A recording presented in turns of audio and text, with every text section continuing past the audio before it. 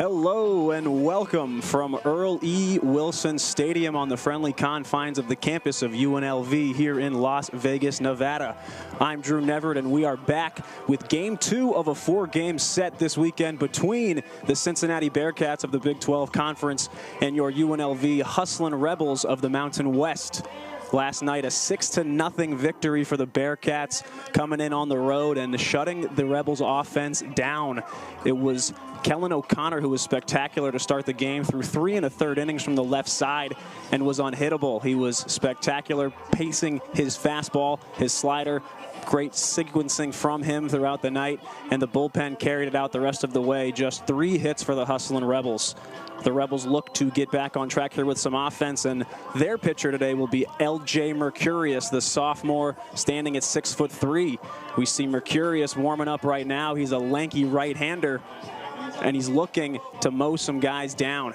One appearance so far thus far in the season, it was against the Oregon State Beavers, one of the best teams that you're going to find in collegiate baseball.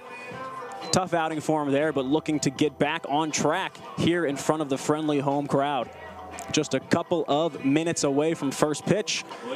As Chase Gallegos, the catcher, throws down for the Hustlin' Rebels. It's baseball o'clock. And it's baseball o'clock here in Las Vegas, Nevada. Cincinnati getting ready to step into the bat here, and it's going to be Landon Videric, the right fielder, number 14, stepping in from the left side.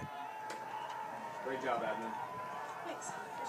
Videric last night 1 for 3, scored 2 runs, a walk, and he had a bunt base hit as well. On time start. All right. First pitch, 6:05. Didn't make any motion or anything.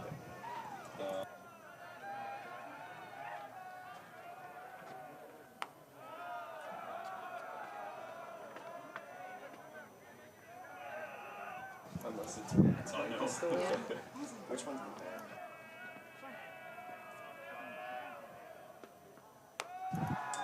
2-0 delivery, high and away. Count now 3-0 to Videric. Mercurius looking to settle in here on the next 3-0 delivery. The set, the kick, and the pitch. And he misses with that one. It's going to be a 4-pitch walk to lead this thing off for Landon Videric, the right fielder. Batting second for the Bearcats. Mercurius looking to settle in, had 4 walks in the outing in Arizona against the Oregon State Beavers. He threw 2 2/3 innings, 6 hits allowed, 4 earned runs with 4 walks, but had 5 strikeouts in that game. So looking to replicate some of the nasty stuff, some of the breaking balls, in order to get some strikeouts and capitalize against this Bearcats offense. Corey Klingenbeck, the designated hitter, steps in and awaits the first pitch from Mercurius. Long pause from Mercurius there out of the stretch. And he picks off over. Not in time, as Videric dives back in safely. L.J. Mercurius out of Faith Lutheran High School here in Las Vegas. He was a dual sport athlete. Played a little bit of basketball there, averaged about 7 points a game in his senior season. A lot of athleticism in his frame. This one nips the bottom of the zone at the knees for a called strike 1. Mercurius going to need to get ahead of these batters in order to stay ahead, use his fastball and use his slider to get them off guard here. Hopefully a quick first inning as opposed to Carson Lane's first inning. Drug out a little bit last night and set a bad tone. This pitch in, runner takes off. The throw is a bit low, tag just not in time, and it's a successful stolen base for Landon Videric. 5 stolen bases now on the year for Videric. A wise move here in game 2 to move him up to that leadoff spot and get him on first base and active. Saw it on display right there here in the top of the first. Home plate umpire calls time. We'll line up the Hustlin' Rebels defense for you after this pitch from Mercurius. 0-2 on the way. Swing and a miss. High fastball. And he retires Corey Klingenbeck. Fantastic way to elevate on the 0-2. Batter looking for the off speed, goes high fastball. And your first UNLV strikeout today, sponsored by Belfour Property Restoration. One out now with the runner in scoring position. It's the center fielder, Donovan Ford. Former Newberry College man in South Carolina. Had a very, very successful career statistically down there. Mercurius sets, throws back to second base. It's Heft covering. JP Heft over there at second base. We'll line up the infield here for you. For the Hustlin' Rebels, they've got Cooper Sheff, third base. Shortstop is Paul Myro, the fourth. Second baseman, as mentioned, JP Heft. With a new first baseman, Dean Toigo today. Chase Gallegos catching, and your outfield from left to right, Elijah Rodriguez, Dwight Allen the second, and Cole Koniarski as another pickoff for Mercurius happens.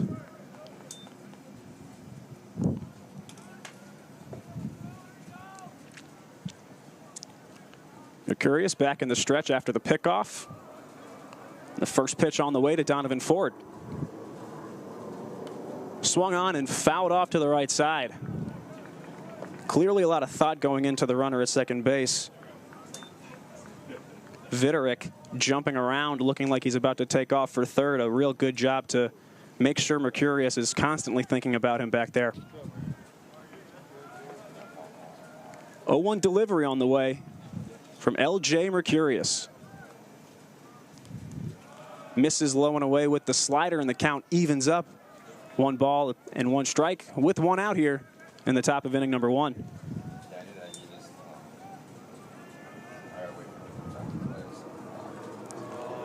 Vitterick always a threat, continuing to take a bigger lead, especially that secondary lead. We'll see if he does it again. He takes off for third, a pump fake, dips back, and that is a called strike.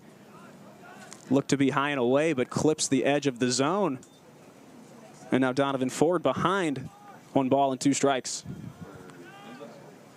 Last at bat, Mercurius attacked high with the fastball in a 2-strike count. We'll see if he wastes one or goes right back to that high fastball. More bouncing around from Vitterick. That one just misses the outside corner of the plate. Fastball not quite inside enough. Count evens up at 2-2.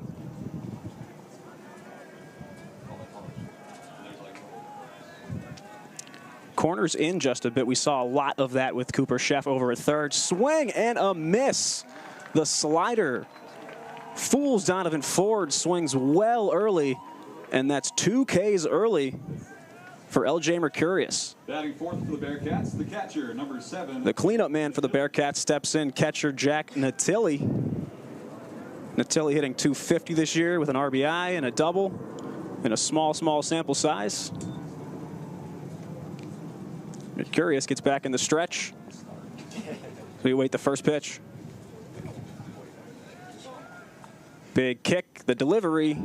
Inside fastball called for a strike by home plate umpire Jason Harstick. Umpire and crew will be Harstick behind the plate. We have Jeff Henricks over at first, Brooks O'Hearn second base, and Toby Basner on the third baseline. Another count that Mercurius gets ahead, and here's the 0-1 delivery. Fastball low in the dirt, stopped by Gallegos, moves to 1-1. A little bit of an outfield shift going on. Koniarski out and right for the Rebels, shifts to his right, our left. Anticipating maybe a later swing here from the right-handed batter. That next pitch fouled off into the seats on the first base side. It'll stay in the yard. The dangers of foul balls. Remember, but it prompts a foul ball announcement from our PA announcer. On the action at all times. Thank you. Always have to stay alert out here in the seats. It's another lovely night here at Earl E. Wilson Stadium. It's mild. It's in the high 50s. Another beautiful night for baseball in Paradise, Nevada. Mercurius ahead again, 1-2. Got him on the corner. Outside fastball rings him up. 3 consecutive strikeouts for LJ Mercurius as we head to the bottom half of the first inning.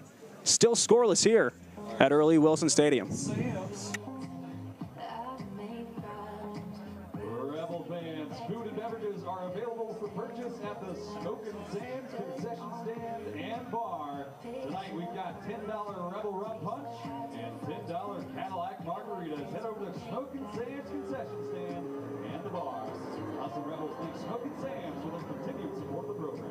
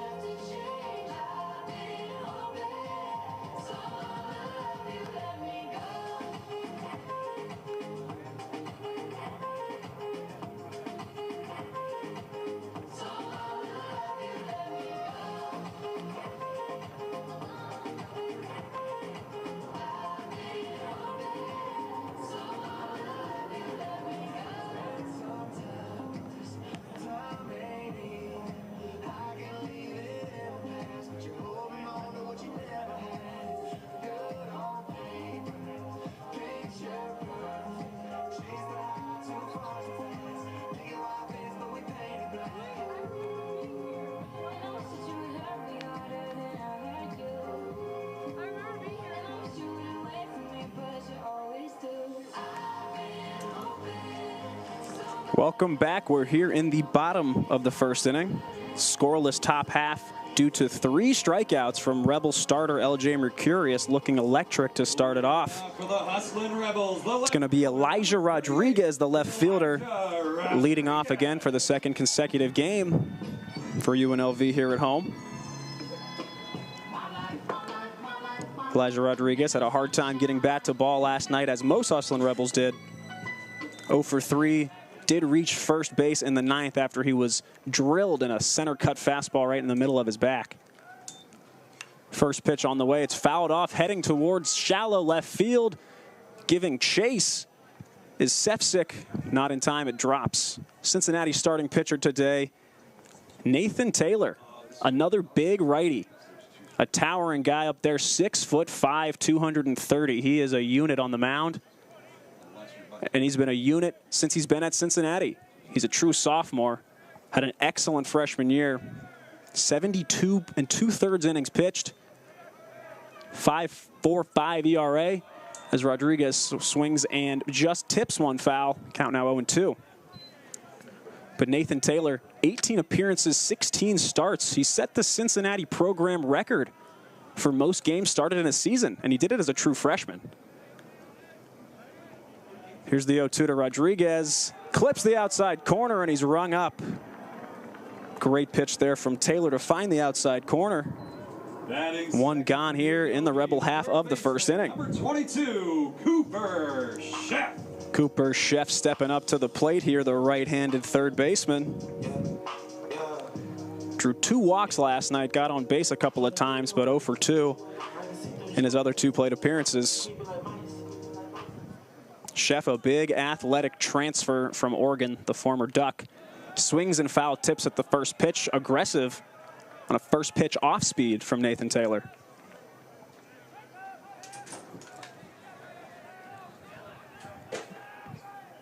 Go back to Taylor, hit 70 strikeouts and 33 walks in those 72 2/3 innings. So command potentially an issue, but a high risk, high reward guy, as this fastball hits the lower part of the zone. And again, Taylor is ahead, 0-2. Cooper Chef hitting 188 on the year. Chokes up a bit. Off-speed pitch just a bit high there from Taylor. Count is 1-2. Cooper Chef, a lot of plate discipline is what we've seen so far from him. Has a great eye. This one, another off-speed, goes inside on the hands. He swings late to foul it off. Exits the building, stage right. Foul ball, count remains at 1-2.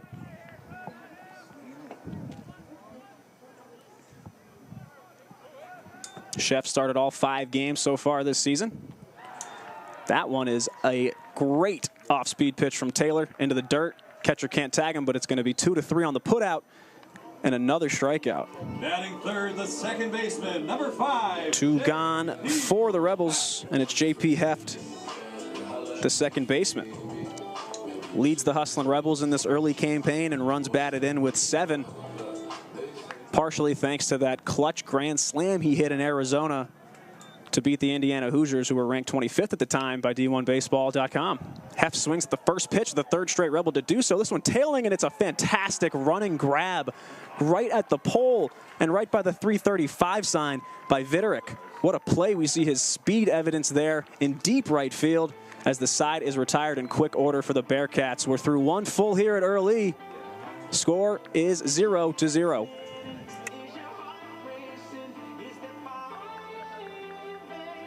Intermountain Health is here to help you live the healthiest life possible. As the official health partner of UNLV Athletics, Intermountain Health is dedicated to promoting health and wellness in our community.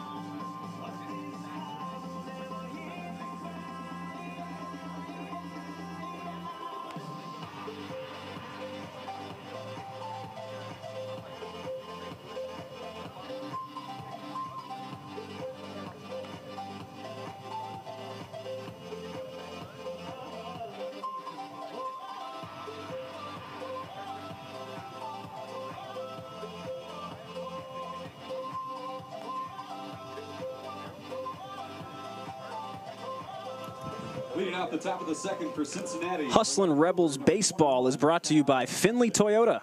After the game or anytime, visit or click Findlay Auto. Findlay Toyota is the largest Toyota dealer in Nevada. Ask for John Barr. He'll do anything to sell you a car. It's the top of the second here. The Bearcats back up. It's one of two Sefcik brothers, Cal, leading off the inning. First pitch from the windup. Here's LJ Mercurius. Fastball misses inside. 1-0. Cal Sefcik wearing number 21. His brother Luke wears number 6. Cal had a towering home run last night to left center field. Another fastball and just another narrow miss. Count moves to 2-0. Sefcik drew a walk in the first inning last night. Had a K as well, but that big towering home run, the lasting image of Sefcik. Mercurius finds the outside corner of the plate. 2-1 is the count.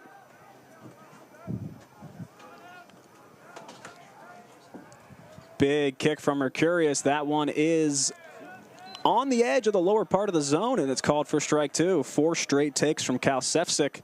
The count's even 2-2. We've seen Mercurius take advantage of 3 straight 2-strike counts, all resulting in strikeouts. Here's the 2-2. Buries one in the dirt there, a slider that missed its spot. Trickles away from Gallegos and over to the UNLV dugout. So we now have the first full count of the night. Different story than last night. Carson Lane, 8 of the first 10 batters he faced worked full counts. A very, very long couple of half innings for Carson Lane. The full count pitch right there with the fastball. He freezes Cal Sefcik, and it's another backwards K for LJ Mercurius. 4 consecutive strikeouts for the Bearcats. Batting 6th, the first baseman, number 44, Tommy O'Connor, the left-handed first baseman, stepping in. Small sample size on the year, but he's hitting under 100. He would surely like to turn that around. Not the time you want to face a power righty who's just struck out 4 straight of your teammates. First pitch, Mercurius elevates a fastball, misses high and away. 1-0. Tommy O'Connor does have sneaky speed, though, for a big left-handed first baseman as he swings and misses through that off-speed. Count even at 1-1. O'Connor with 2 stolen bases this year, so in his minimal ability to get on base thus far, he's swiped second base twice. Here's the 1-1. High release and a high pitch. Count moves to 2-1. Tommy O'Connor wearing number 44 digs back in, awaits the 2-1. Big swing and a miss on the outside. 2-2.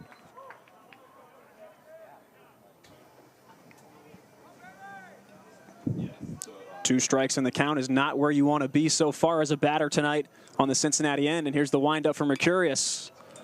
Late swing, fouls it off. Down the third base side. Remains 2-2. Infield shifted a bit to the right with this power hitting first baseman up to bat, Paul Myro. Nearly up the middle. So we await the 2-2. That one's tipped, fouled off behind home plate. Got a battle going on here between Mercurius and O'Connor. Despite the low on base percentage, a great at bat so far from Tommy. Another 2-2 from LJ. Freezes him again. The slider finds the lower inside corner of the plate.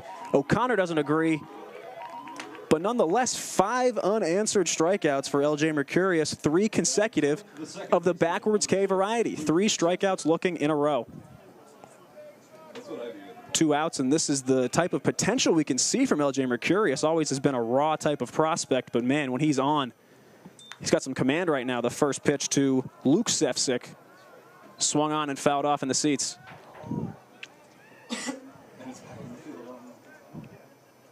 Luke Sefcik hitting .214 this season, 2 runs batted in.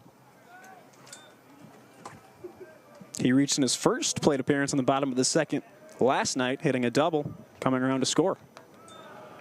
Mercurius fastball high and away. Count even at 1-1.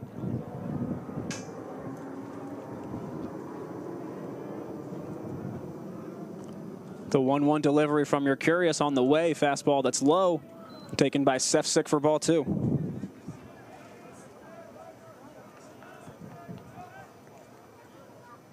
Two outs here. At the top of inning number 2. The sophomore Mercurius wants to even this count up. Here's the 2-1.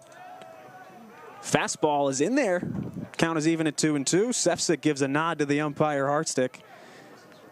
Reluctant, but he agrees with the call. Tough one to swing at, coming in that fast. 2 balls, 2 strikes, 2 outs. Here's the pitch.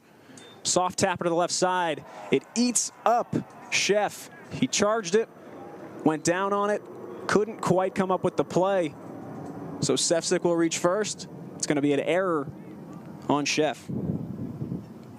Batting 8th, the third baseman, number 3, Christian Mitchell. 2-out error, not what you want to see as the pitcher. Mercurius looking to dial it back in and retire this third batter. Christian Mitchell in the game now, stepping in from the right side of the plate. He came in as a pinch hitter last night in the 3rd inning. Took 3 at-bats, 0 for 3 with a strikeout, a lineout, and a flyout. Runner takes off. The throw from Gallegos low. Not in time, and it's low. It skips up, trickles into shallow center, but no further advancement. Sefcik a stolen base. Plenty of movement on the base paths already for the Bearcats. 2 stolen bases tonight.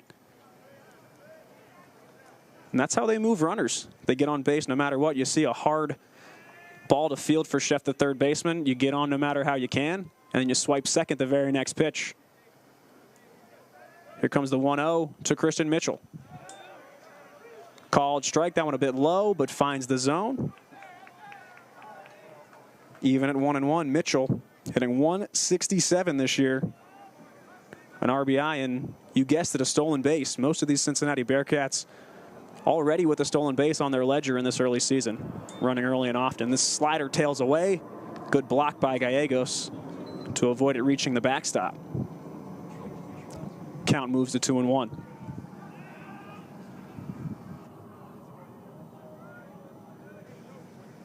Little waggle of the bat from the right side from Mitchell. The kick from Mercurius fouled off of home plate. And another 2-2 count here with 2 gone. Mercurius, every 2-strike count so far has either struck the guy out or induced some very weak contact. Not the place you want to be as a batter facing Mercurius with 2 strikes. Mitchell steps in after a brief timeout. And Mercurius delivers out of the stretch. The 2-2. Slider, Gallegos tries to pull it in on a frame and just doesn't get the call. On the outside edge, not budging, and a great take from Christian Mitchell. Count moves full here. See what Mercurius does with first base open. Maybe don't need to be hyper aggressive. Here's the pitch. Fouled off on the swing behind home plate. Mitchell battling. We saw that in a few of his plate appearances last night. A guy who's got a real compact, short swing wants to stay in types of at-bats, especially against a guy like Mercurius throwing with such high velocity on the fastball. We've seen a few fastballs with 2 strikes. Here's the pitch. Slider, he just missed his spot, did a little half stutter step jump off the mound, ready to trot back into the dugout, but another very narrow miss for LJ Mercurius. Number 19, Charlie Niehaus. 2 walks for Mercurius to go along with the 5 Ks through just an inning and 2/3 so far.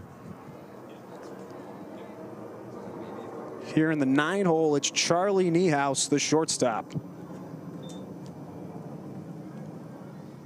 Compared to the rest of his teammates, definitely doesn't have the batting stats of a 9-hitter as he fouls off this first pitch from Mercurius. He's hitting .429, Niehaus is. 4 runs batted in and 2 stolen bases as well. Mercurius steps off, steps back on, toes the rubber. Gets set, and here's the 0-1 delivery. A pickoff instead, back to second, just missed him. J.P. Heft was convinced they had him very, very close. Great use of the pause there from Mercurius. Sensed that Heft was running over. A very quick turn. And the Hustlin' Rebels know they have to keep these guys accountable on base, as they're always a threat to steal. Everybody 1 through 9 in the Bearcats order. Mercurius drops an off-speed pitch in there for the strike, and now it's 0-2 to another Cincinnati Bearcat.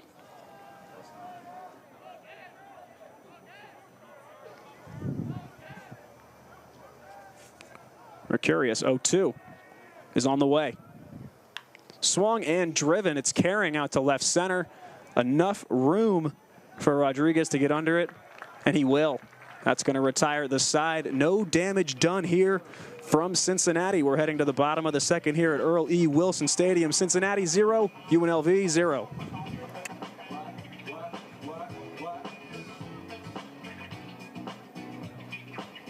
Rebel fans, Parkway Tavern is the official partner of UNLV and the official home of the Rebels on the road. With 250 beers, 24/7 cover location. No better place to catch the Rebel game than Parkway Tavern. Stuff in it, give it to your friend, let's spin. Everybody looking at me, glancing at kid. Wishing they was dancing the jig. Here with this handsome kid, sing a cigar right from people give hard. Just bite it, it's for the look. I don't like it. He'll wait the man, they on the handshake roleplay. Give it up, you make it feel like an overlay. Yo, my cardio is infinite. Big Willie style's all in it. Getting jiggy with it. Getting jiggy with it. Getting jiggy with it. Getting jiggy with it. What? You want the ball with your kid? Watch your step, you might fall trying to do what I did. Mama, mama, come close side in the middle of the club with the rubber dub. No love for the haters, mad cause I got floor seats at the Lakers. See me on the 50-yard line with the Raiders. That I think you told me I'm the greatest. I got the fever for the flavor of a crowd pleaser. DJ play another from the president's sure highness. Already bad chicks riding my whip. South to the west, to the east, to the north. But my hips and watch you go on. Leading off the bottom of the second. For the Rebels, first baseman, number Welcome back to Earl E. Wilson. We are going into the bottom of the second inning. It's scoreless so far. 4, 5, and 6 due up for the Rebels against Nathan Taylor, the big 6'5" righty from Amelia, Ohio. Chose to stay home, a local Cincinnati guy. He delivers out of the stretch first pitch. Called strike 1 to Toigo. Toigo playing at first base today. for UNLV, was in right field last night. Didn't get too much action out there defensively. Second pitch, a high fastball, but it finds the zone, and quickly Toigo finds himself behind 0-2. Toigo second on the UNLV squad in runs batted in. He's got 6. And he's got a strikeout now, a tough pitch to swing at, an off speed that finds it at the knees, and a quick 3-pitch K for Nathan Taylor. Cole Koniarski, the right-hander, steps into the box for his first at-bat, hitting .333 on the year. Koniarski, the designated hitter last night, went 0 for 4 with a strikeout. He was not one of the few Rebels to find some success at the plate, as he takes that first pitch low and in, but it finds the corner. It's a strike.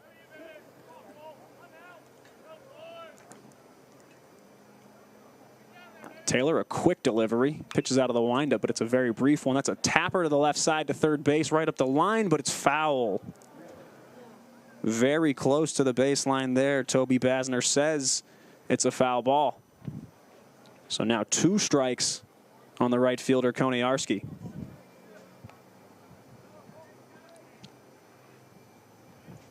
Koniarski, a senior, started every game so far for UNLV. 18 at-bats, and he's hitting .333.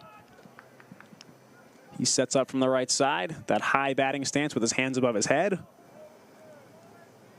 Small rotations of the bat. The pitch driven and just foul again on the third base side. Hard grounder. A tad early on that off-speed pitch with 2 strikes.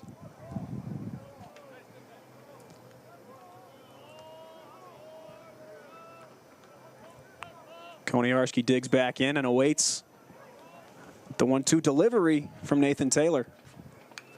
Another foul ball, 3 in a row from Koniarski.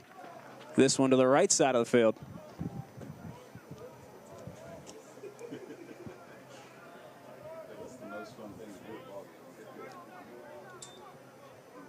Here's the delivery, another foul ball, this time on a fastball.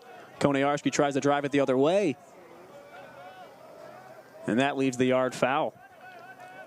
Talk about Nathan Taylor, his lone start this season. He took the only loss of Cincinnati's season when they played at Duke through 4 innings in that one.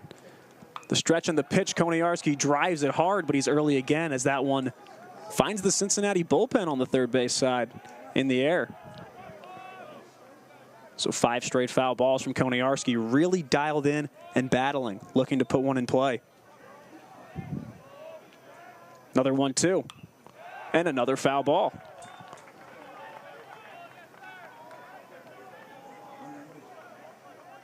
Umpire receiving new baseballs from the UNLV first base dugout. And Koniarski's ready for yet another 1-2 delivery. Here's the pitch, swing, and a miss. Taylor blows the fastball right by him. That's what they call a challenge fastball. High and center cut. Taylor said, "You want it, come and get it." A great fastball delivery for the 4th strikeout of Nathan Taylor's outing. Stepping in now for UNLV is Dwight Allen II. Hustling Rebels center fielder tonight. Initially recruited by the Georgia Bulldogs. He's from the Georgia area, a speedster in center field, and he played 42 games on the 2022 Bulldogs squad that went to the NCAA tournament. First pitch he sees, he fouls it off into the net behind home plate.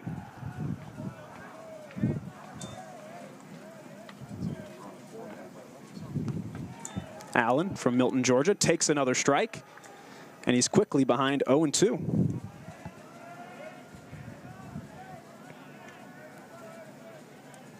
Nathan Taylor back, sets, fires, swung on and missed. His second 3-pitch strikeout of the inning. And he strikes out the side. Toigo, Koniarski, and Allen II all retired via the K. We're through 2 full here in Las Vegas. We remain scoreless.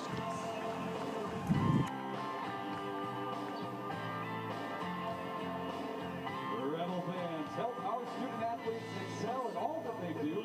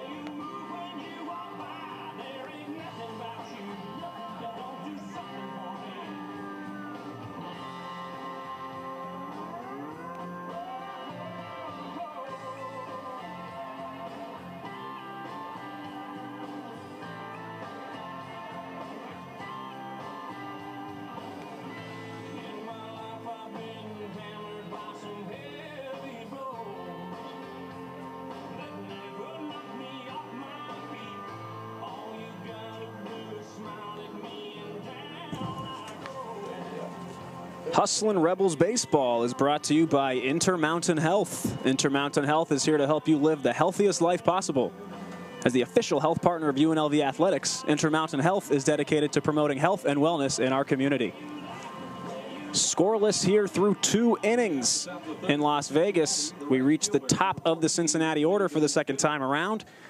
It's Landon Vitterick, one of 3 base runners thus far tonight for Cincinnati.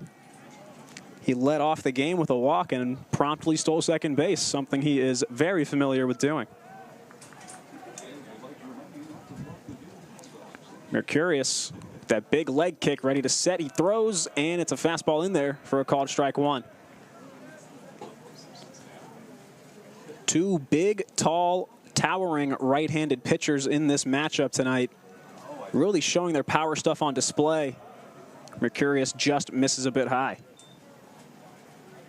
As for LJ Mercurius, has a really interesting story, interesting background, a raw prospect with a lot of velocity on that fastball. We see it right there. It's swung through by Landon Vitterick, and the count moves to 1-2. Mercurius in 2023 was the #1 right-handed pitching prospect out of Nevada. Chose to come to play for Stan Stolte at UNLV. This one popped up in foul territory. Catcher Gallegos goes back towards the third base dugout, but it finds the first row of seats, and it'll actually bounce back into the first row of the dugout outside there. Cincinnati Bearcats teammates and coaches alike celebrating a great one-hopper catch by somebody standing out there. A very odd bounce. The ball hit the cement and went back towards the field. Count is 1-2 to Vitterick, the right fielder. And from the left side, really low hands for Vitterick. Here's the pitch. Struck him out looking on the inside corner. Vitterick can't believe it. He's rung up on strikes. 6 Ks now for LJ Mercurius. The strikeout stuff on full display here on a Saturday night in Las Vegas. For Cincinnati, the DH, Corey Klingenbeck, steps in. Struck out swinging in the first inning. With Mercurius in that 2023 calendar year, in January, he was invited to be a part of the Dream Series hosted by Major League Baseball. First pitch fastball just misses outside.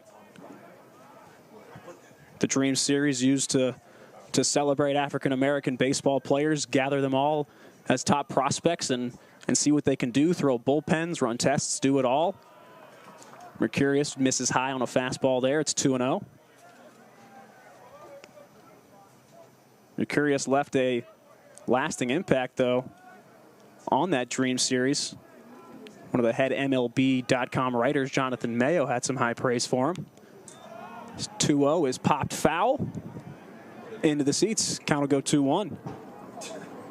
Jonathan Mayo and his nugget about 25 players who stood out at the Dream Series said Mercurius is the prototypical athlete and a projectable right-hander. He threw an outstanding bullpen, and he has huge upside that could help him take off. So high praise from Jonathan Mayo, a guy who's been around the game, and Mercurius, while he was still in the high school phase, transitioning into college, turning heads at the MLB level. Impressive stuff. This one rolled over and fouled off by Klingenbeck. Count moves to 2-2. In that Dream Series, some of those guys that Mercurius was around, I'm sure he picked their brains and was able to get some baseball knowledge. Include some of the best 2022 MLB draft players. Drew Jones, the son of star, longtime Atlanta Braves star Andrew Jones, Kumar Rocker, Termar Johnson, Elijah Green, these top 5 picks in the draft all around Mercurius. So I'm sure he gained a great wealth of knowledge just being around common peers like that. Another foul ball from Klingenbeck on that last one. Remains a 2-2 count. Here's the pitch from Mercurius. Driven high to the opposite field. It's tailing out to the left. It's got some carry. It's going to find over the fence. It trickles over. It hits the top of the yellow line, lining the outfield wall, and it's gone. An anticlimactic opposite field home run for Corey Klingenbeck. And the scoreless drought in this one is over. Bearcats take an early lead. That ball just carried and somehow found its way out of here. On a 2-strike count, the designated hitter goes deep, and the Bearcats lead it 1-0. Center fielder Donovan Ford will step in. Had a long, monotonous at-bat in the first inning that resulted in a strikeout. Mercurius looking to replicate that. First pitch, draws a swing and a miss, goes off speed with the slider, 0-1.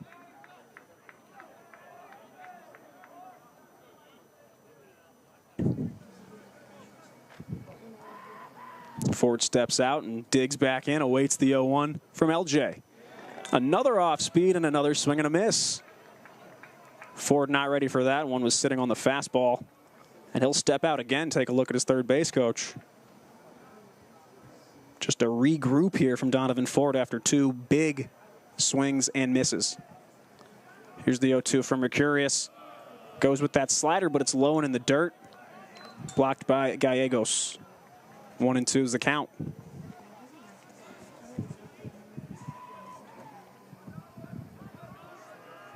Donovan Ford, 6 strikeouts batting for him this year, as Mercurius misses again outside with another slider. Ford, another player, started every game so far for Jordan Bischel's Cincinnati Bearcats. 2-2 from LJ Mercurius, another miss. So the 0-2 has now turned into a 3-2. Very familiar with seeing Donovan Ford have a great eye at the plate. Not surprising he's able to go from 0-2 to 3-2 on the batter side. Here's the full count delivery. It's fouled off. Ford staying alive, has that long stride, long swing for a shorter right-handed batter. Leads to a lot of contact and a lot of foul balls that we've already seen so far tonight. Mercurius out of the windup. The kick, the pitch. Misses well outside with the slider. And Ford draws the walk.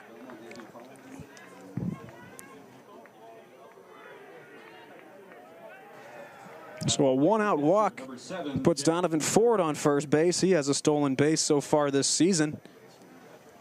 Anytime a Cincinnati Bearcat on base, you're going to be thinking about it in the back of your head if you're LJ Mercurius.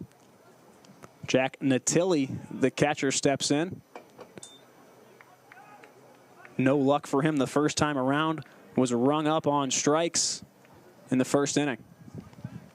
Ford bouncing around, almost gets caught off guard. He was doing some jump steps.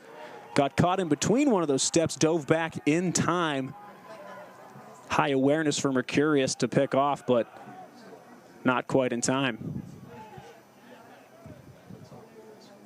Mercurius looks over at Ford and gets ready to deliver. Throws over again. Same result. Jeff Henricks signals that he got in under the tag once again.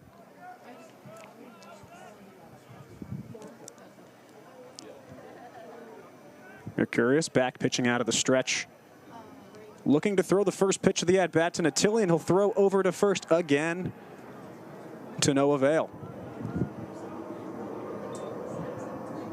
Ford doing a great job of staying in the front of the mind of the right-handed pitcher.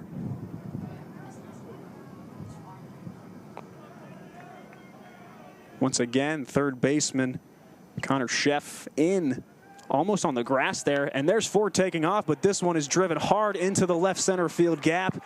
It's going to go, and with the stolen base, it's going to be a play at the plate. The throw is to second instead, who's safe.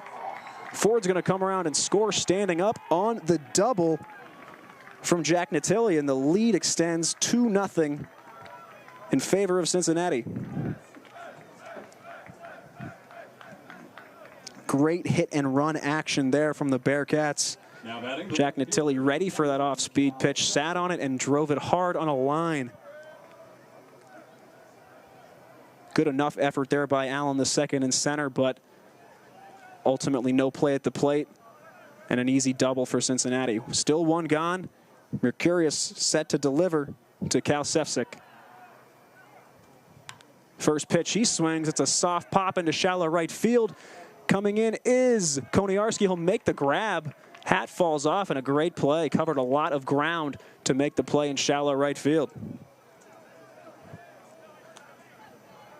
2 gone now in the top half of the 3rd inning. Baseman number 44, Tommy O'Connor. It's Tommy O'Connor, the first baseman. Tough start to his season. Continued with a backwards K in the 2nd inning. This time he's got a runner on and in scoring position with 2 outs. Certainly looking to come through. No hits for him with runners on this year. Swing and a miss on the first pitch. Great delivery by Mercurius.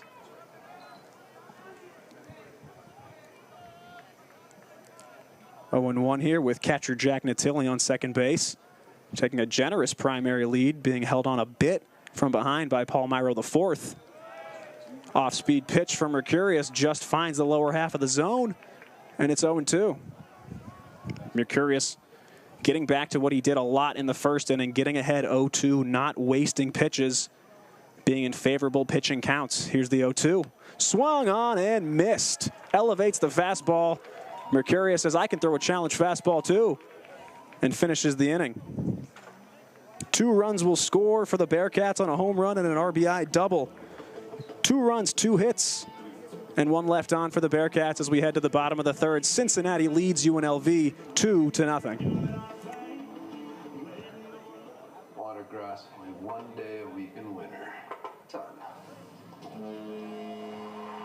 Secure the victory. Watergrass only 1 day a week in winter. It's the law. Find your assigned watering day at snwa.com.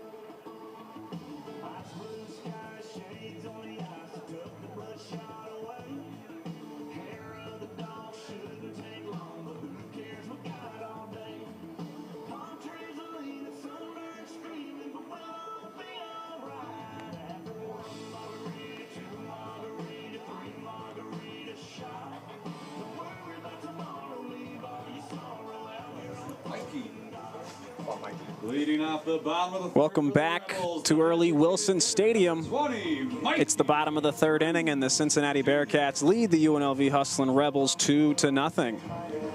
Nathan Taylor looking for his 3rd consecutive shutout inning of work. 7-8-9 is due up for UNLV. It'll be the designated hitter Mikey Cruz Jr. stepping in, the big, hefty right-hander. First pitch off speed, drops it right down the middle for strike 1. Mikey Cruz came in as a pinch hitter last night late in the 9th inning and had one of the 3 Rebel hits. It was a single, makes soft contact with this one. It's scooped and it drops in between both the 3rd baseman and the shortstop. A miscommunication, couldn't tell who was going to field it, and it ends up being a hit. A base hit for Cruz is a soft tapper.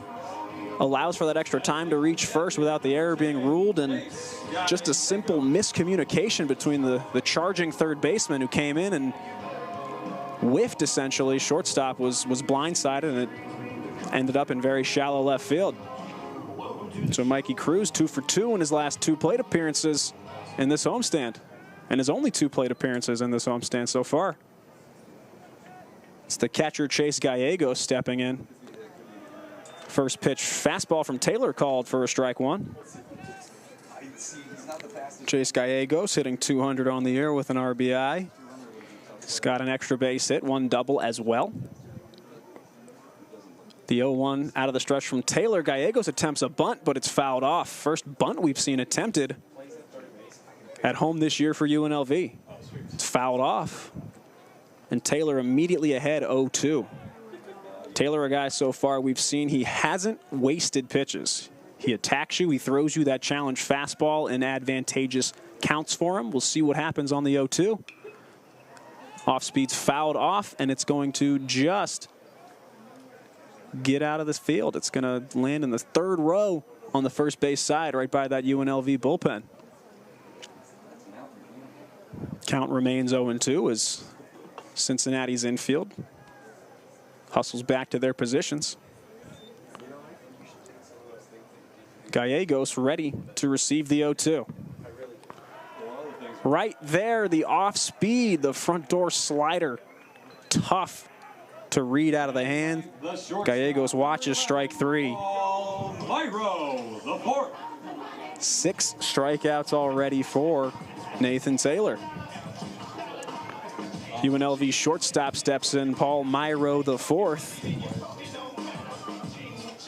Former Oregon State Beaver before coming over to UNLV a year or 2 ago. Paul Myro in 3 plate appearances, no hits last night. Lined out to right, flew out to right, and had a rare 1 unassisted, a soft tapper on a check swing. Led the pitcher already moving his momentum towards the first base bag. He scooped it up and said, "I'll take it myself."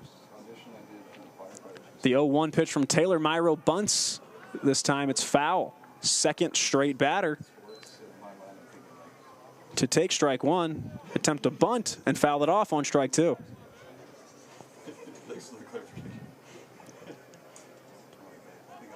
Taylor toes the rubber.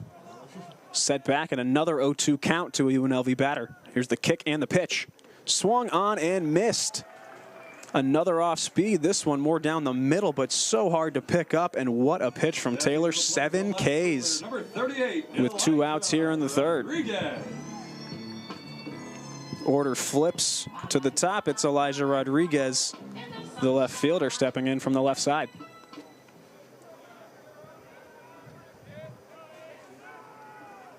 Taylor just really dialed in right now, hitting all of his spots, sequencing to perfection. First pitch swung on hard and fouled off softly behind home plate from Rodriguez.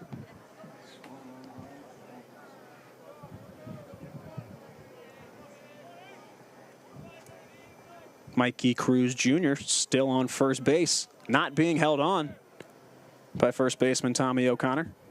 Here's the pitch. Rodriguez swings, and this one's fouled off again. Lots of foul balls off of Taylor's fastball. Hard to catch up with from the big 6'5" right-hander.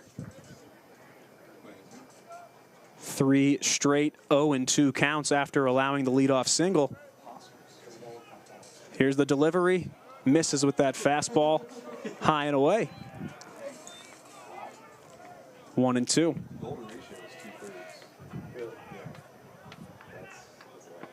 Nathan Taylor. No room for error here. The 1-2 is tapped. Another foul ball from Rodriguez.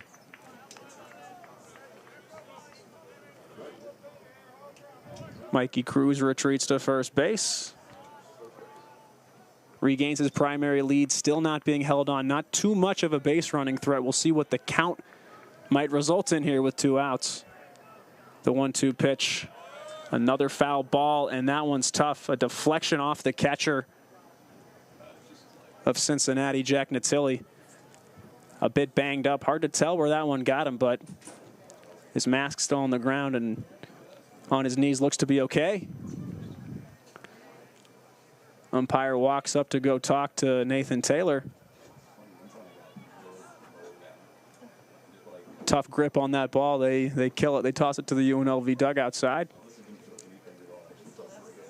And home plate umpire Jason Harstick steps back, dusts off home plate. Brief intermission here. It's the bottom of the third inning. Runner on first base and 2 outs. 1-2 delivery on the way from Nathan Taylor. Cruz takes off. High fastball challenge pitch from Taylor's fouled off by Rodriguez, but Cruz was essentially given leeway there. He was near halfway down to second base when Taylor started to kick to deliver, but the foul ball negates the stolen base attempt. We'll see if Cruz attempts to do the same thing. The kick and the pitch from Taylor misses wide with that fastball. Count evened up at 2.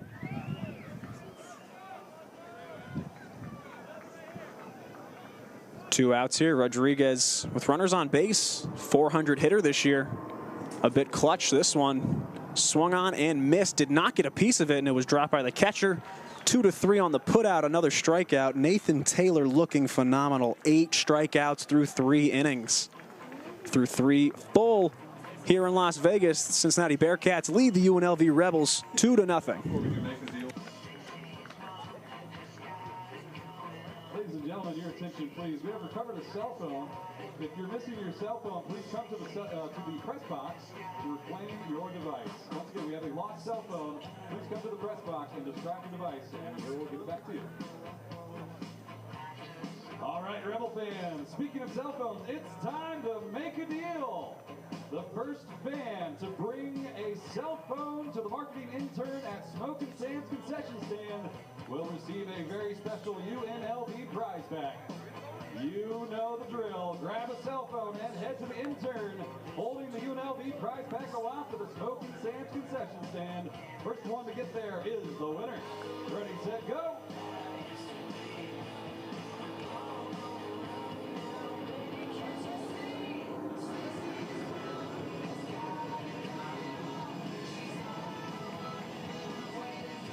We have a winner. Thank you for playing. Let's make a deal.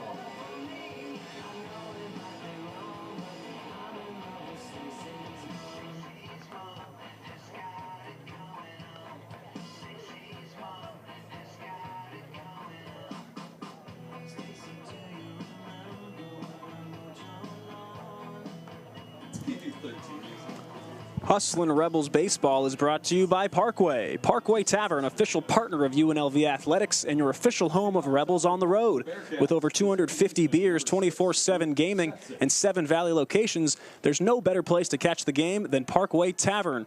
Go Rebels. 2-0 Cincinnati through 3 innings, just 3 hits total. LJ Mercurius delivers his first pitch. It's an off-speed pitch down the middle for strike 1. LJ Mercurius beginning his 4th inning of work. He's already at a career high in strikeouts. 7 Ks for the righty. Locates the fastball there on the outside edge. Count moves to 0-2, and this is a lot of what we saw here in the 1st inning with Mercurius. Not wasting pitches. Hitting his spots, getting batters behind, and here's the 0-2. Got him looking. That front door slider is spectacular from Mercurius. That was the perfect time and place to use it. Hits the inside edge, and a 3-pitch strikeout, number 8 for the sophomore. Sefcik strikes out looking, and that brings up Christian Mitchell, the 3rd baseman. Reached on a walk his last time up.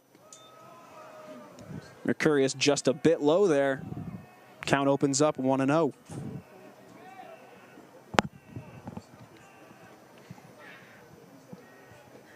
Mercurius, 8 strikeouts. The slider working perfectly in conjunction with his fastball. Throws the slider there. A check swing attempt. Appeals down to first base umpire Jeff Henricks. No swing, he says. So it's 2-0 to Christian Mitchell. 2-0 delivery. Goes fastball right down the middle. Mitchell almost swings out of his shoes. It's 2-1. 2-0 looking for that healthy fastball, and he took a cut. Wind up the pitch from Mercurius. That one's hit high. Tailing out to left. Looping fly ball. Rodriguez underneath. He'll make the grab for out number 2. 2 retired quickly for Mercurius as the shortstop Charlie Niehaus steps in.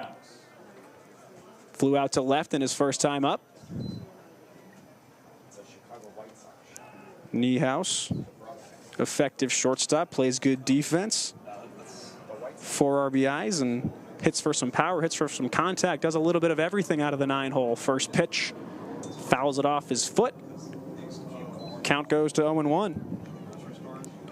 Niehaus hit 2 singles last night, stole a base, drove in a run, walked, and struck out looking. Variety of results for him at the plate last night. Here's the 0-1. That one's driven hard. It finds the ground in front of shallow left field. A 2-out single for Charlie Niehaus. 3 hits for him now this series, and it's only Saturday. So Niehaus enjoying the confines of Earl E. Wilson Stadium offensively. Order wraps back around here in the top of the 4th. It's Landon Vitterick, the speedy and athletic right fielder, steps in as a left-handed batter. Mercurius with 2 outs now, forced to pitch out of the stretch with that runner on first. A very small primary lead. Regardless, Mercurius steps off and rifles one towards first. Not a play on the pickoff over there at first.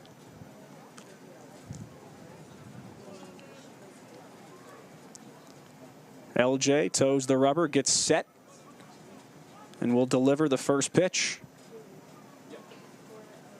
Long pause, and here it is. Extra time to think about that one. Pushes the fastball just a bit outside, and it's 1-0.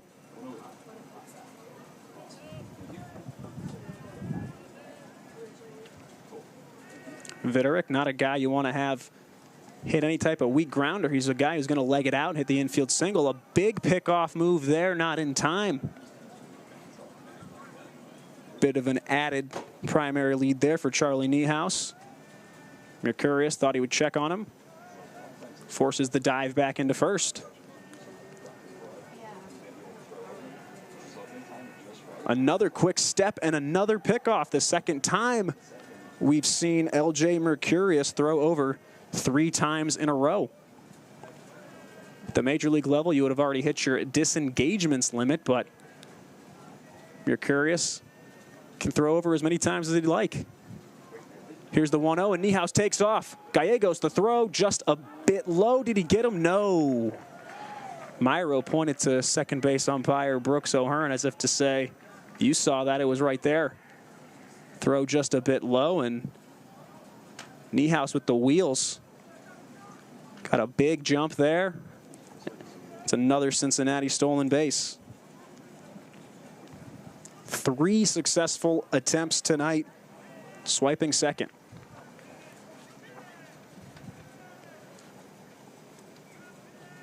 One pitch out of the stretch from LJ. Called strike at the knees, and the count is 1-2. Mercurius would love that 9th strikeout right about now to strand the runner at second. Keep the deficit at 2 for his lineup.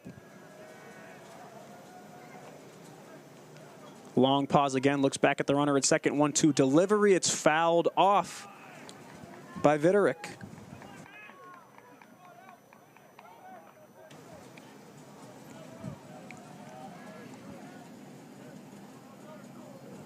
Vitterick known to extend some long at-bats here. One of the many Cincinnati Bearcats with high level plate discipline. 1-2, takes that one just a bit high. Discipline on display right there. Might have been looking for the off speed. Got a fastball. Misses nonetheless, and we have 2 balls, 2 strikes, and 2 outs. Kick and the pitch from Mercurius. Slider dips in. Vitterick's worked the count full. Be interesting to see LJ Mercurius's pitch selection here with first base open. And now the full count delivery. Here's the pitch, swung on, driven high and deep to center. It's got some carry. Allen going back. It's off the top of the wall. Fields it with the bare hand. Run's going to come around to score. And that's a stand-up double for Vitterick. And what a piece of hitting that was. What an at-bat. 1-2 to 3-2. Sat on that one and drove it all the way to center. Almost went off the batter's eye, hit just below the yellow line on top of the outfield wall. And a big 2-out hit here for Cincinnati makes it 3-0. Big test for the younger pitcher Mercurius here, as we're now the 3rd time through the order. Always the peskiest time through the order. Mentally really needing to dial in here is Mercurius, and he'll face Corey Klingenberg, who went deep off of him in his last at-bat. Mercurius steps off the mound. Lots of checks back to the runner at second. He knows the speed that Vitterick possesses. Stole second base in the first inning after a walk and made that double look easy. Jogged into second base. Delivery's blocked by Gallegos. Great job to keep that one in front of him. Vitterick was nearly halfway to third, ready to grab the extra 90 feet if it slipped by Gallegos, but a good block.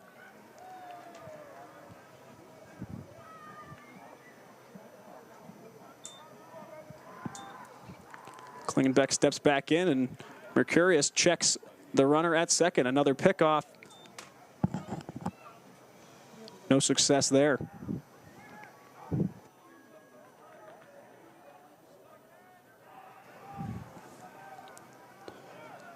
Long pause here from Mercurius. Checks the runner again. The kick, the pitch. Vitterick takes off. The ball inside. Vitterick in easily with the head first slide at third base. So with 2 outs and in scoring position, he decides to swipe third, and he's got some burners in there easily. As now a base hit will definitely score Vitterick if it wouldn't have already with the wheels at second base. 2-0 now. Mercurius looking to dial back in the strike zone. Fastball finds the zone. Count moves to 2-1.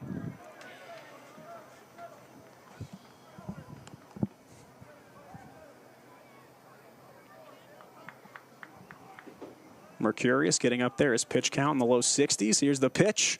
Driven to center field. Allen tailing back, and he makes the catch just a few steps before the warning track. Mercurius limits the damage, doesn't allow Vitterick to score from third. 1 run, 2 hits, and a runner left on for Cincinnati. We head to the bottom of the 4th with the Bearcats out ahead of the Rebels, 3-0. Hustling Rebel fans, don't forget tomorrow afternoon is game 3 of this 4-game set between UNLV and Cincinnati. First pitch set for 1:05 p.m., so be sure to get here early. For tickets, head to UNLVtickets.com or call 702-739-NAME.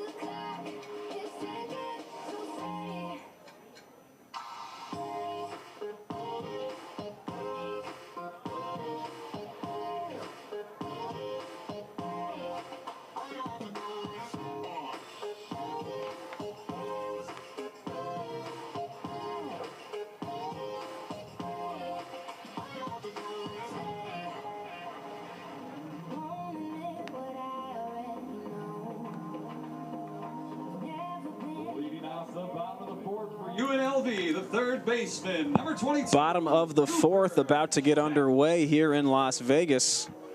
Cincinnati plated a run on the 2-out double from Landon Vitterick. Cincinnati leads it 3-0, as they did after 2 innings last night. Story here for the Bearcats is starting pitcher Nathan Taylor. Through 3 innings, he's faced 10 batters, and he struck out 8 of them. Kick in the pitch. That one just misses a tad low for ball 1. That's the 41st pitch for Nathan Taylor. Just the 5th ball he's thrown. He has been absolutely peppering the zone, reminiscent of a former UNLV staffer, Greg Maddox, guy who doesn't waste pitches. Nathan Taylor a bit the opposite, a big, booming figure. Throws hard, but he locates as well. Hasn't done so thus far. 2-0. Finds the low part of the zone here. Cooper Sheff. Count moves to 2-1. Sheff, a strikeout victim in the first of the swinging variety. Here's the 2-1 from Taylor. Hard drive. Oh my gosh, what a dive there from the second baseman. That's Sefcik. What a play. That ball was roped to the second baseman. He took one step to his right, realized the ball was tailing back to his left, and fell almost an extension in the opposite way of his glove. Stuck with it, got up, made the quick throw, and Chef is retired.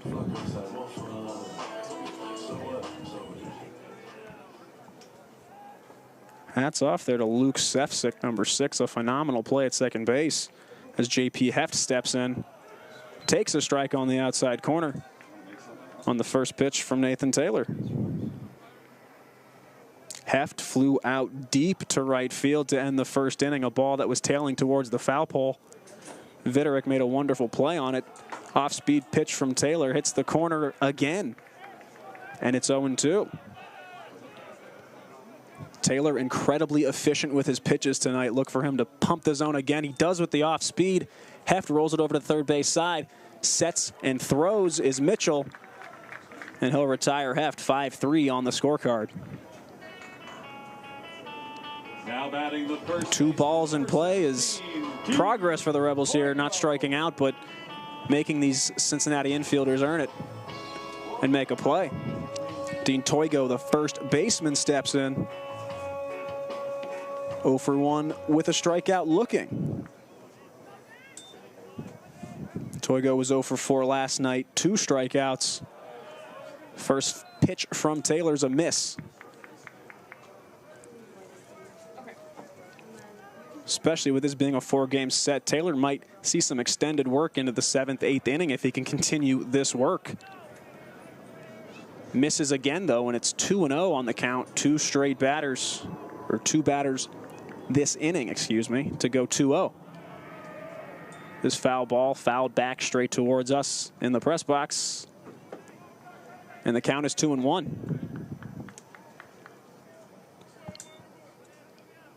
Toigo, 500 hitter this year with 2 outs. With the bases empty, he'll take that slider. Dropped by the catcher, but nonetheless finds the zone. The count is 2-2 to the left-handed first baseman.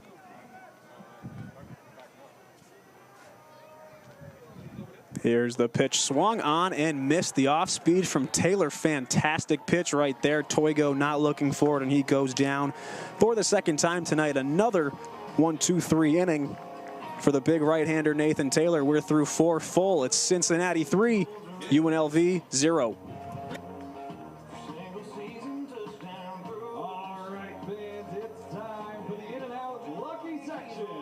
So turn your attention to the video board and let's find out which section is going home with the free double-double. Drum roll, please. Check out the big board in left field. Coming to a close, section 108. Congratulations, your entire section is going home with a free double-double, courtesy of our friends at In-N-Out Burger.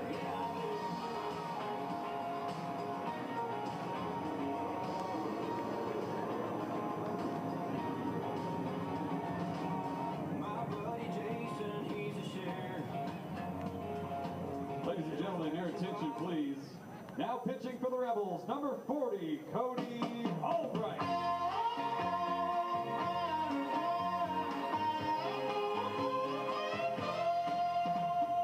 Starry nights, sunny days, I always thought that love should be that way. Then comes a time that you're ridden without. You bluffed all you can and now you're all loved out. Ooh, ooh, baby, we've been a long, long way. And who's to say where we'll be tomorrow? Well, my heart says no, but my mind says it's so. That we gotta love, is it love to stay? Cincinnati, number 4, Donovan Ford.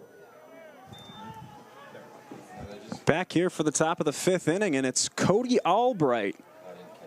The redshirt sophomore, number 40, the right-handed pitcher, will take over for L.J. Mercurius. And the first pitch he throws is driven hard by Donovan Ford. It's carrying to the left, and it's off the wall, not tracked down by Rodriguez. And Ford is standing up at second base One pitch and a double to lead off the inning for Cincinnati. LJ Mercurius on the hook for a loss, but lots of positives to be taken out of this outing. Final line score on him: 4 innings pitched, 4 hits, 3 runs all were earned, 2 walks, but a career high 8 strikeouts. He's got 13 on the year, creeping up the top 10 leaderboards in the NCAA in terms of pitching strikeouts. So saw a lot of his put out stuff on display, and a good outing from LJ Mercurius. Jack Natili stepping in, the catcher. He's 1 for 2 tonight. An RBI double in his last at-bat, and now he's got a runner in scoring position. First pitch from Albright misses outside, 1-0. Albright, a redshirt sophomore from Phoenix, Arizona. Another one of the many hustling Rebels to come from the ranks of junior college. Played at Paradise Valley Community College. Albright turns around, picks off to second to check on Ford. No luck there as Ford dives back in head first.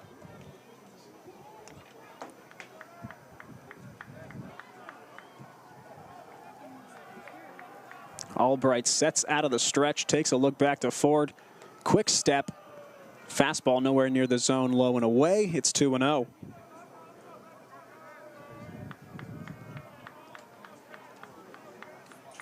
Worth keeping an eye on Ford at second base. When he played at Newberry College, he's the all-time leader there in stolen bases with 91 in his career. Albright's going to miss inside, and it's quickly 3-0 to the Bearcats catcher.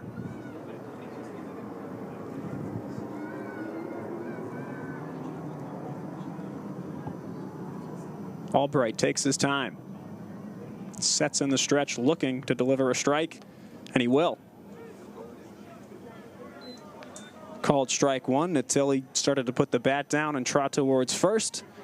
Beckoned back by home plate umpire Jason Harstick. 3-1 now, advantageous count for Natili as Albright delivers.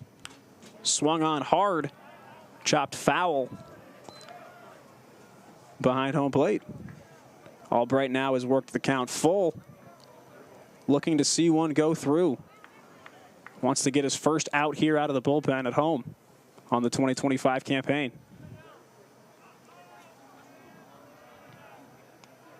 Count looms full. Pickoff move back to second. Got him! Just in time. Ford back. Ends up a little bit short of the bag. And hats off to J.P. Heft and Cody Albright for working in unison there to execute a fantastic pickoff move. The rare pickoff at second. You just don't see it too much. Mentioned Ford's impact on the base paths at Newberry College, taking a big lead, maybe thinking about going for third, and what a pickoff move by Albright. His full count deliveries fouled off right at the dugout of Cincinnati. So just like that, the first pitch you throw is a punishing double, but you completely erase it with the high awareness pickoff move. And you get to reset now. Count full once again. The delivery from Albright. Got him looking. The off-speed pitch. It's a slider on the outside corner. And Albright racks up his first strikeout. All of a sudden now, what could have been a tragic start to an inning results in 2 outs and nobody on. And that slider from the right-handed pitcher on the right-handed batter has worked marvelously tonight, whether it's been Mercurius or we see Albright do it right there. Excellent full count pitch. First pitch driven here by Cal Sefcik to left field. It hits the wall on a fly, and it was hit so hard he's heading back to first. Took a big round at first, wanted to try to take the chance at second, but he hit it on an absolute rope off the wall. It was excellently played by Elijah Rodriguez. Gets that relay in, and it's a very long 2-out single for Cal Sefcik on the first pitch he sees. Tommy O'Connor. Tommy O'Connor, the first baseman for Cincinnati, steps back in for his third plate appearance. He's had 2 strikeouts, one of each kind, one swinging, one looking. First time he's faced Albright. First pitch tails just inside to the lefty. It's a ball.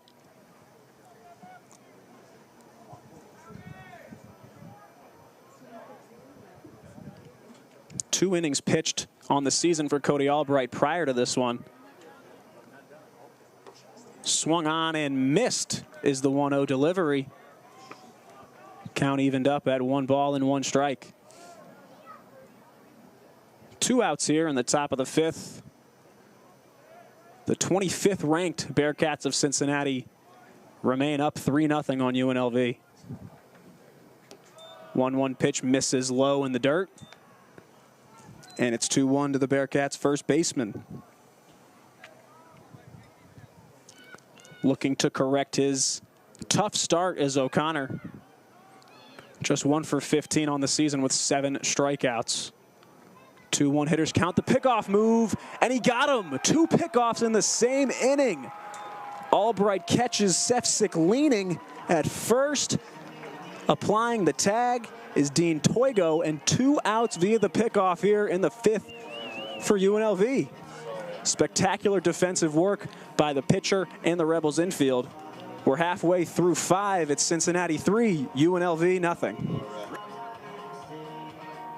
Fans, download the UNLV Game Day app tonight and stay up to date on all of your favorite UNLV teams with notifications straight to your phone. Get tonight's game program, schedules, live stats, rosters, streaming audio and video, video maps, and special offers from UNLV partners. Search UNLV Rebels in the Apple and Google Play stores. Download that app tonight.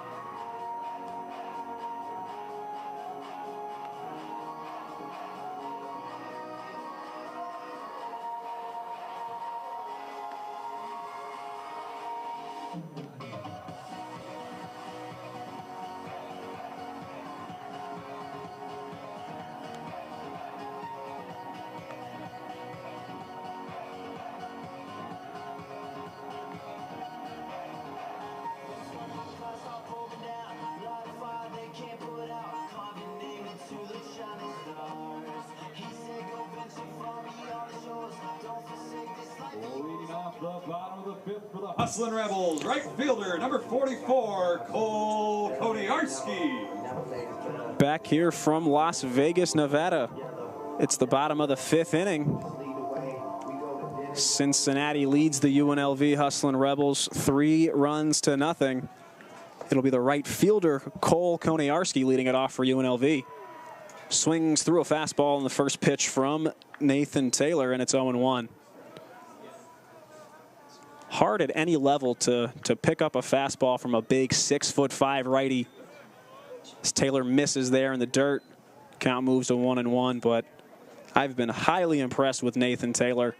His ability to be efficient, to not waste pitches, and really primarily just throwing the fastball and slider has been dominating all night. Locating a slider right there for a strike puts Kodiarski behind in the count 1-2.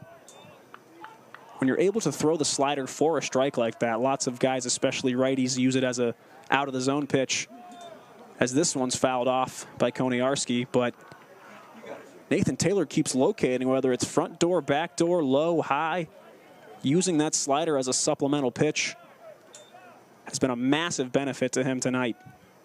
Delivery is a fastball there, misses high. Count is 2-2 to Cole Kodiarski.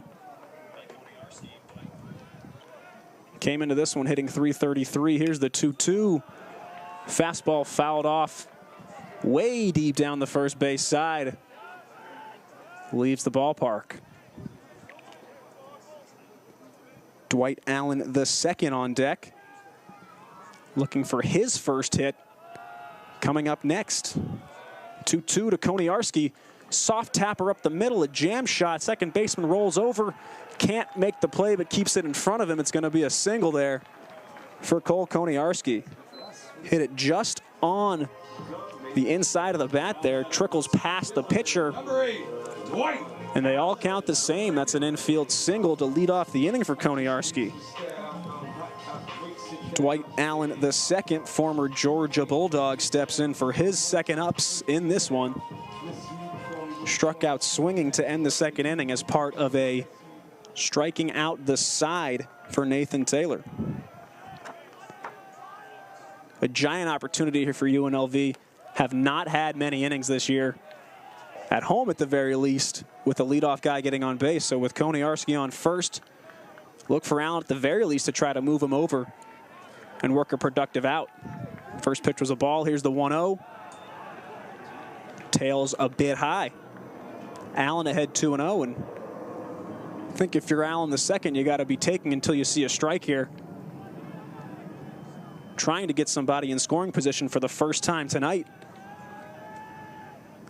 There's the pitch. He's sorted. Kind of a half check swing there. Gets caught up. Definitely went around there on one of the challenge fastballs that Nathan Taylor has been throwing so much. 2-1. The count, a pickoff move from Nathan Taylor over at first, checking on the runner Koniarski. But he dives back in plenty of time.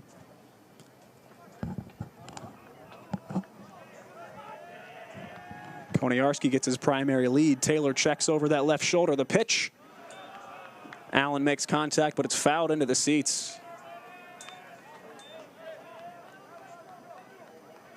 Bottom of the fifth here in Las Vegas. Another lovely weekend evening for baseball in late February. Not many places around the country get to have the type of weather we do here this time of year. That pitch drops just not enough. And the count runs full on Dwight Allen the second, the center fielder. Full count here, but nobody out. See if maybe the runner takes off. He doesn't. Allen fouls that one off just to the left side of home plate. Count remains full.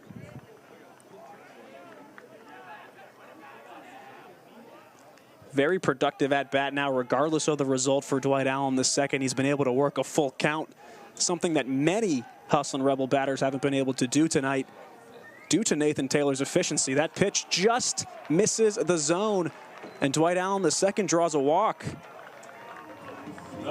So with nobody out, the Hustlin' Rebels are in business with 2 runners on base.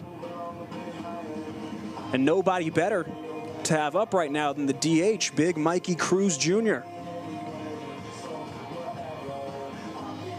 1 for 1 with the single today, and in his only plate appearance last night, hit a single and reached second base in the 9th. First adversity Nathan Taylor has faced tonight. He drops a slider in there for a strike. Mikey Cruz doesn't agree with the home plate umpire, but he starts behind in the count, 0-1.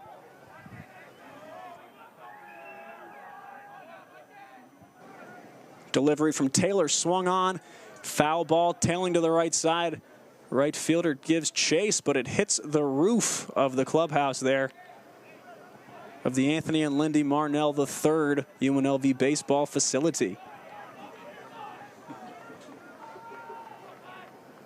Cruz Jr. finds himself down 0-2 here. Steps in, his feet basically on the inside paint of the right-handed batter's box, and he takes that slider center cut right down the middle for strike 3. When you talk about the pitch sequencing of Nathan Taylor tonight, you got to mention how effective that slider has been. He drops it in there on another 0-2 count, gets the backwards K. Mound visit now coming for the Cincinnati Bearcats. Want to talk strategy here with the catcher Gallegos coming up next. Runners on first and second for UNLV. The first time that's happened at the Earl this season. So a huge opportunity. It's the bottom of the order for the Rebels. Hope to get this thing moving offensively. They just want to see the floodgates open up. Sometimes all it takes is one to get a string together of offense, string some hits together, and Chase Gallegos, the catcher, trying to jumpstart that movement right now. Nathan Taylor back, sets, throws. Gallegos soft tapper to short. 6-4. They get the out, and it's going to be a fielder's choice. No time for the throw to first. Gallegos fortunate to hit that one soft enough to where the double play was not on the table. 11, Paul Myro. And he'll reach first. It's Dwight Allen being put out 6-4 at second base. And now with 2 gone, it's Paul Myro, the 4th. Shortstop 0 for 1 tonight with a strikeout. Myro a bit undersized as a shortstop, but you would never know it from his defensive acumen. Great over there in the hole. An excellent arm, pound for pound, from Paul Myro, the 4th. He takes the first pitch in the dirt for ball 1. Taylor sets, kicks, delivers.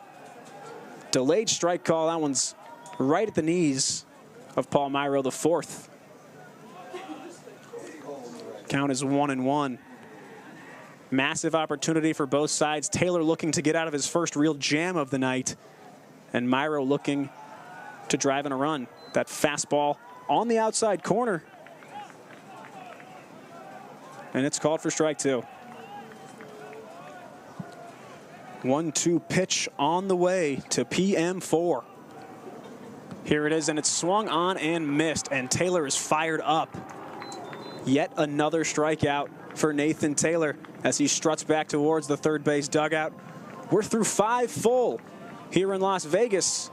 Cincinnati still leads the UNLV Rebels 3-0. Rebel fans, grab your game day essentials today and walk around in style. Go to UNLVgear.com for merchandise all season long. That's UNLVgear.com.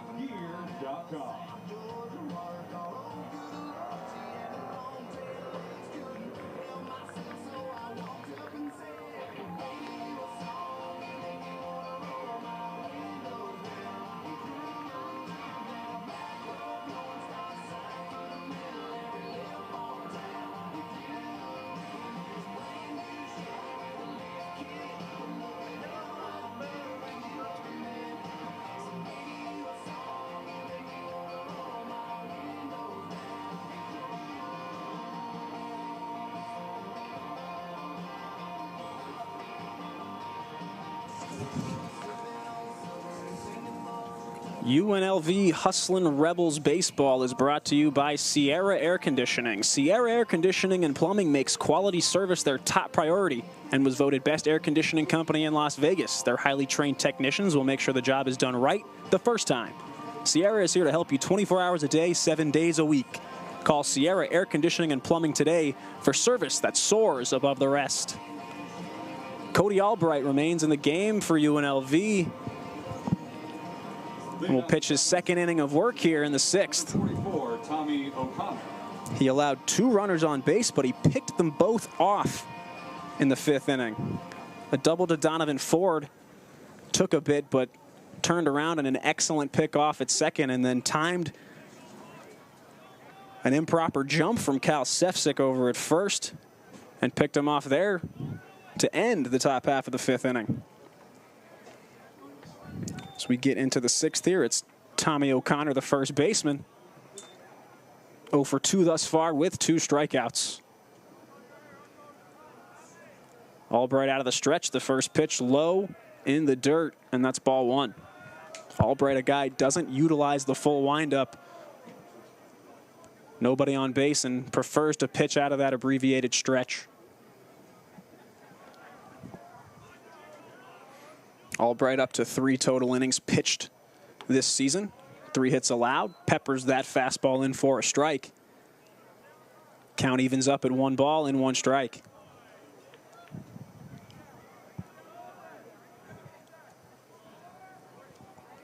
O'Connor, like I said earlier, still looking to get off the snide and end his slump. This one's hit high and deep out to left. It's got some carry. Rodriguez's back tracks towards the wall, and it's gone. It ends up soaring out of here, gets over the wall. And Tommy O'Connor, opposite field, he drives that one, and it carried, and it carried, and it carried until Rodriguez didn't see it anymore just falls over the wall. And you want to talk about breaking out of a slump, he does it right there. It's Tommy O'Connor. The first baseman makes it 4-0 for Cincinnati.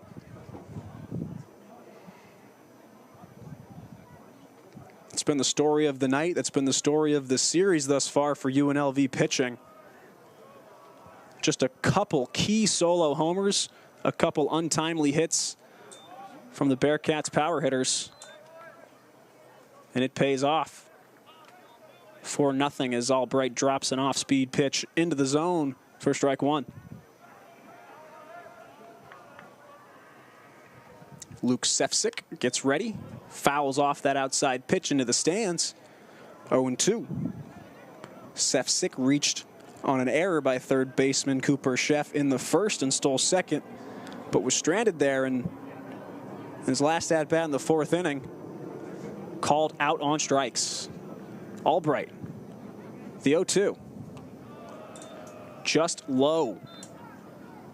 Misses there with the off-speed delivery. 1-2 is the count. Leadoff homer from O'Connor has extended the Bearcats' lead to 4 as we get into the later innings. 0-2 delivery from Albright. Off the glove of Gallegos, but missed outside nonetheless.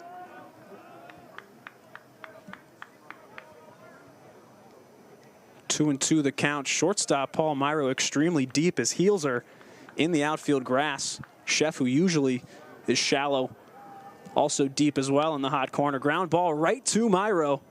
Playing deep gives him that extra second. Steps into the throw. Beats him by a step. 6-3 on the putout. Great play by Myro. Luke Sefcik comes up a little bit limber there as he stepped through the plate. Looks like they're going to go out and check on him. That's Zach Malecki for Cincinnati, the athletic trainer, heading out there to look at Luke Sefcik. Looked like a textbook hamstring to me based on how he pulled up right there, essentially making that last stride onto the bag. Got beat by the throw by about a half of a step, and he has not really moved much since he stopped his running motion north of the first base bag. Getting looked at over there, hands on the knees right now. Not too much movement over there from Luke Sefcik.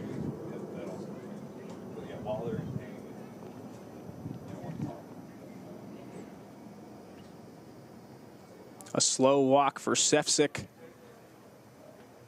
It can't be too much fun pulling a hamstring. Giving it your all, hustling down that hard 90. Trying to beat out a tough, close play. And that's got to hurt. We'll step aside as Sefcik walks back to the dugout with the training staff. Assume we'll see a substitution on him in the opposite side of the inning. Take a brief step away here from Early Wilson Stadium as we get ready to resume play.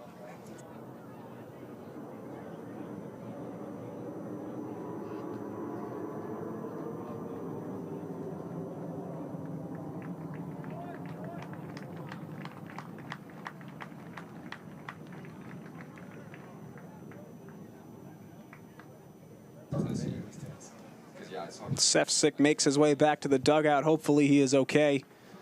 Not a fun thing dealing with a lower body injury. Christian Mitchell steps in, the third baseman, to face Cody Albright. Albright, after a brief hiatus from pitching, throws a slider and misses on the outside corner. Mitchell 0 for 1 with a flyout, and he walked in his first plate appearance in the second inning. Albright finds the inside corner there with a strike. Mitchell turns around, looks for an explanation, doesn't get one from home plate umpire Jason Hartstick. Count even at 1-1 with one out here. The pitch from Albright fouled off, hits the top of the protective net behind home plate. And Albright ahead 1-2. Albright just one strikeout through his 3 1/3 innings pitched this season so far, so looking to tack on another K, as he's more of a soft contact inducing type of pitcher, has an opportunity here. The 1-2 delivery Fastball misses low in the dirt. And it's 2-2.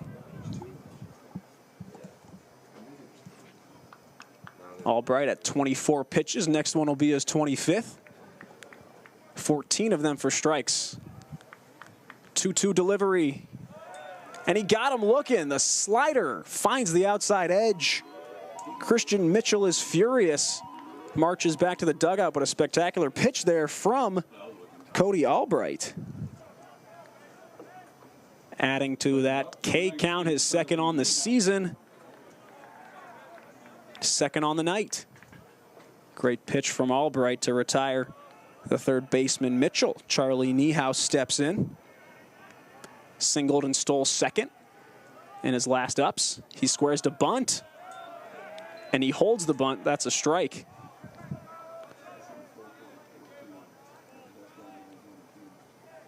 Gets by him, Niehaus.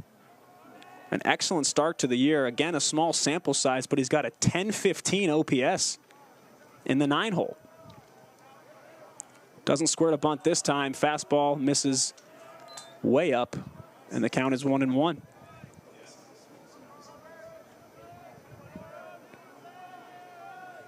One for two with the run scored is Niehaus. 4 for 9 on the season, 4 runs batted in. Fastball finds the outside corner, and it's 1-2. Another opportunity here for Albright to limit the damage. O'Connor led this inning off with a home run, a wall-scraping home run that just kept on carrying. Little to no win tonight, but a looping fly ball that got out of here. Albright goes back to the slider and misses away.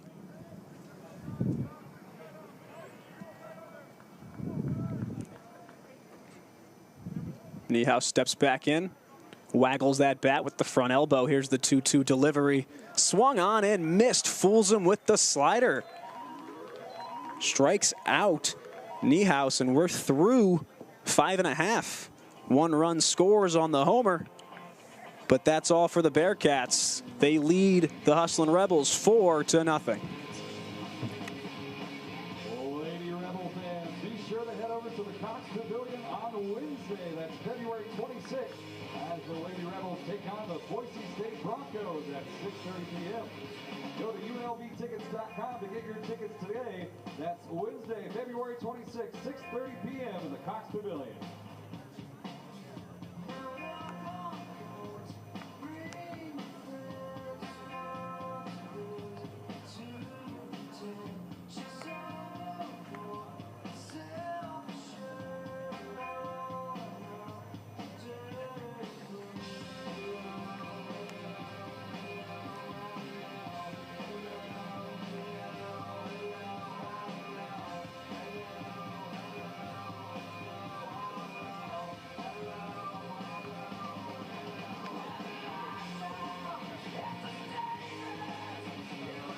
Gentlemen, your attention, please.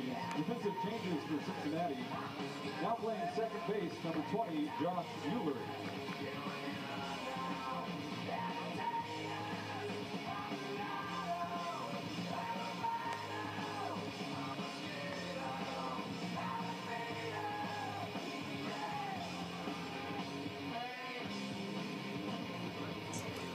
Hustlin' Rebels Baseball is brought to you by America First Credit Union. Today's game is brought to you by America First, Nevada's premier credit union. Whatever financial goals you've got for yourself, your family, or your business, America First can help you get your money working. So head to americafirst.com and join the home team today. It's the bottom of the 6th, and we're back to the top of the order for the Rebels. For the 3rd time around, it's Elijah Rodriguez. He'll take the first pitch outside for a ball. We had the Luke Sefcik injury on the Cincinnati side in the other half of the inning as it swung on and missed by Elijah Rodriguez there to make it 1-1. Josh Eulery coming in to substitute. He'll play second base and he'll slot into that 7th hole in the order. 1-1 pitch. It's still Nathan Taylor. Ground ball from Rodriguez into the hole. Second baseman Eulery welcomed right into the game. The ball always seems to find you when you come in off the bench to be a defensive sub, and he makes a great play moving to his left.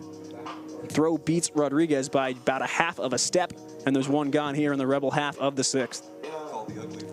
Cooper Sheff, the third baseman, steps in, hitting second. Sheff is 0 for 2 tonight. Struck out in the first. Hard ground out to the second baseman in the 4th. Stretching the pitch from Taylor, off speed first pitch, and it finds the lower part of the zone for called strike 1.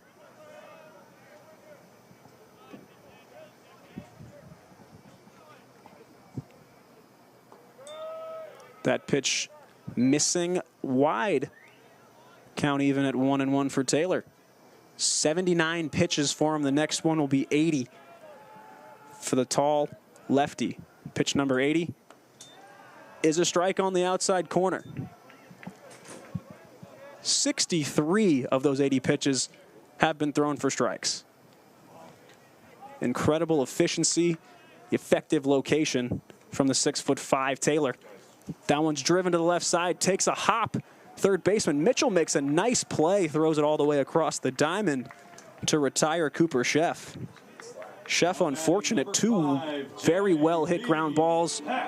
Both have been played great by the second baseman and third baseman, respectively, of the Cincinnati Bearcats. 2 quick outs for Nathan Taylor here in the bottom half of the 6th. And J.P. Heft, the second baseman, steps into the batter's box. First pitch off speed again. We've seen a lot of that from Taylor in the later half of his outing. He's locating those sliders for strikes all night long, but starting off a lot of batters as we advance into the game. Heft ground ball to second base. Ullery makes the throw, and an extremely quick inning once again in the Rebels half. 1-2-3 inning. Taylor continues to be dominant. We're through 6 full here at Early Wilson, and it's 4-0 Bearcats. Fans, do you have a group interested in attending a UNLV baseball game this season? Groups receive price discounts. A group of 10 or more can get more information by going to UNLVtickets.com or calling 702-739-FAN. That's 702-739-3267 for all your group ticket needs.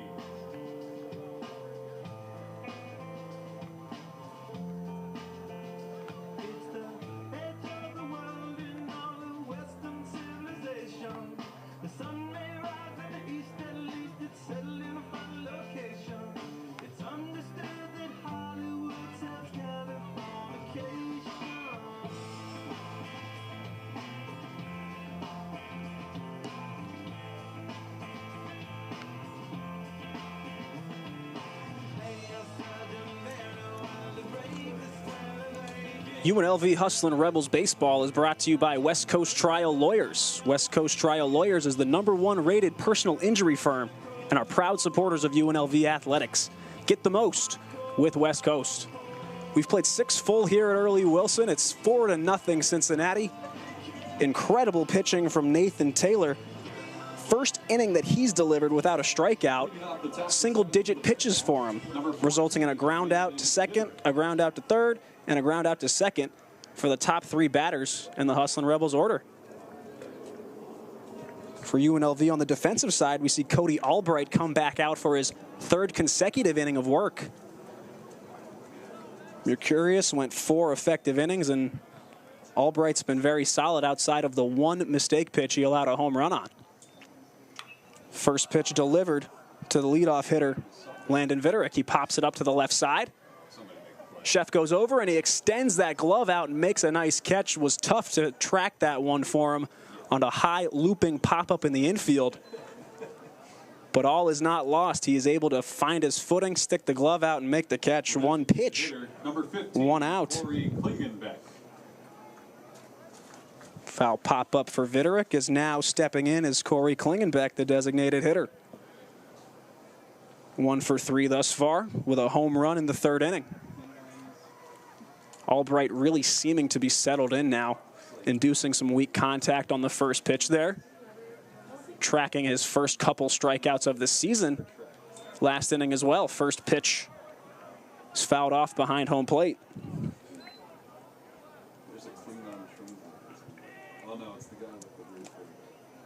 Klingenbeck now tied for the Cincinnati Bearcats team lead with 2 home runs. He's got 4 RBIs this year as well to go along with a double and a triple in the extra base hit category. Albright kicks, delivers, misses low. Ball is 1-1. Big day for you if you're a UNLV athletics fan. Lots of action going on. 2 basketball games, both against Colorado State. 1 from the men's side, 1 from the women's side. Albright sets, delivers, misses low again. Count moves to 2-1. Nearing the end of the first half, it's a tight game at the Thomas and Mack Center. Broadcast over there being done by Matt Neverett, Curtis Terry, Steve Cofield. And earlier today, Wyatt Tomczyk was in Colorado as the Lady Rebels continue to stay atop the Mountain West Conference as they take down the Rams. Ball misses high. Klingenbeck works ahead in the count, 3 balls to 1 strike.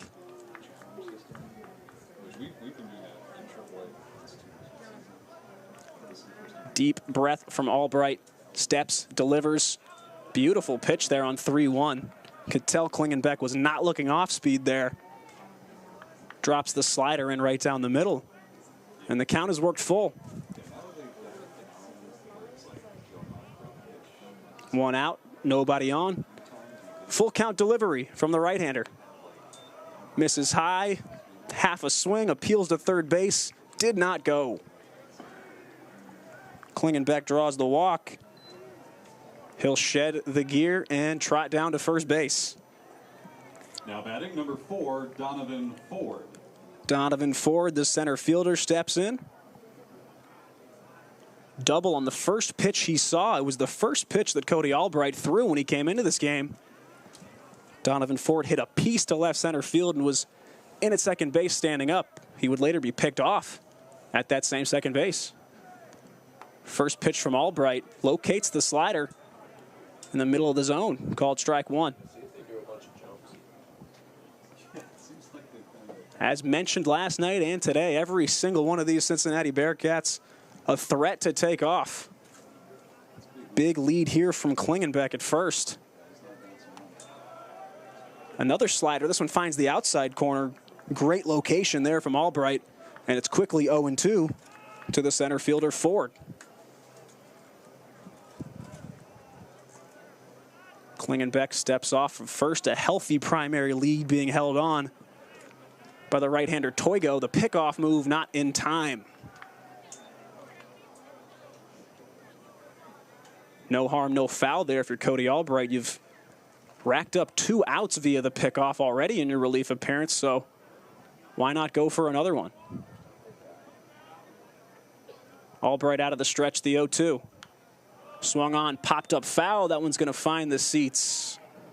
Ford extends the at-bat. In his first inning strikeout and in his third inning walk, Ford did an excellent job of working the count. Both of those resulting full counts, 1 a strikeout, 1 a walk.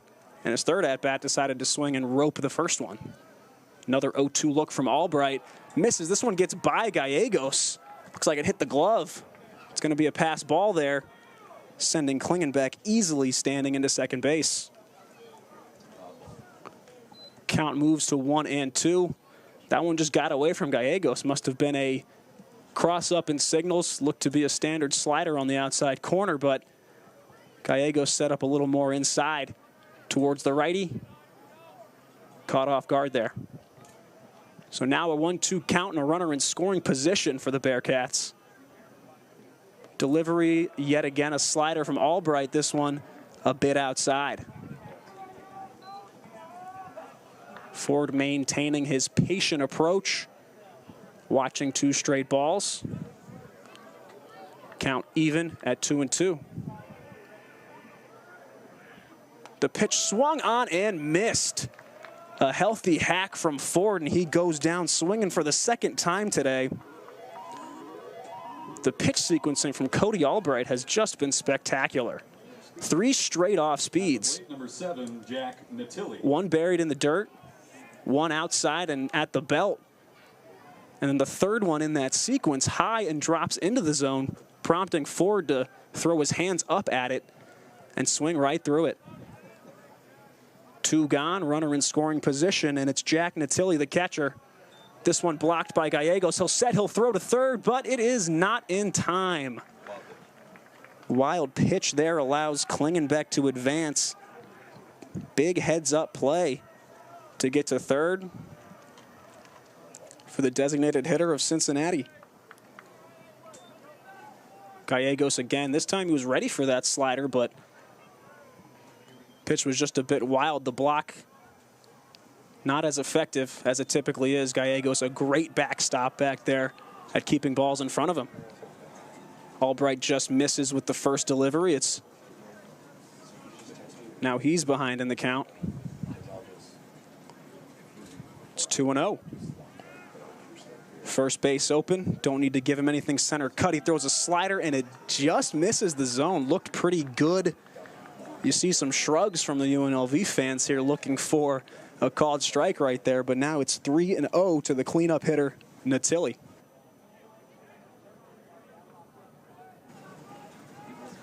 Natilli digs back in. He's ahead 3-0. The kick from Albright. He swings. Green lights himself on the 3-0. Just a bit late as he fouls that one back. You're up by 4 with 2 outs and a guy on third. Why not let yourself go and take that hack? Fouls it off this time. 3-1 from Albright.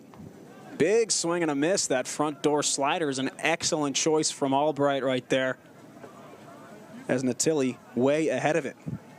Count now moves full. Natilli already with 2 strikeouts today. Looking in the first and swinging in the 5th. Full count delivery from Cody Albright. Swung on, fouled off behind home plate as another extended at-bat takes place in the top of the 7th. So we've gotten later into this one. Many more laborious at-bats for the Bearcats. Mercurius had a lot of 2-strike quick counts, 0-2s and 1-2s, but Albright getting these longer at-bats as this full count pitch is fouled off. Natilli staying alive. Choked up on the bat about an inch or 2 there and stays with it. An insurance run on third base with a 4-0 lead. Cincinnati looking to get Klingenbeck home. 3-2 pitch just misses low. That's a 2-out walk delivered to Jack Natilli. 21, Cal Sepsic. The innings extended here. Cal Sepsic steps in. His brother left the game last inning with an apparent hamstring injury. Replaced by Josh Eulery, who's in the hole as of right now. But it's Cal stepping in from the right side. .231 average on the year. Hitting .250 with runners in scoring position and .250 with 2 outs this year. First delivery from Albright misses wide. 1-0.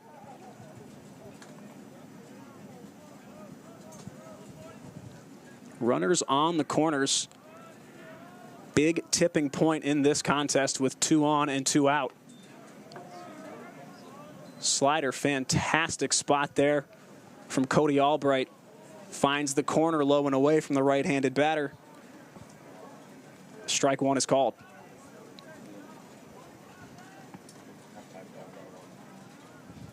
The 1-1. Fastball. Misses low. Gallegos backhands, tosses back to his battery mate, Cody Albright. Albright has done a good job of limiting the damage thus far for the Rebels bullpen, leaving the door cracked for the offense. 2-1 instead of pitching, picks off to first, needs to check on Jack Natilli over there.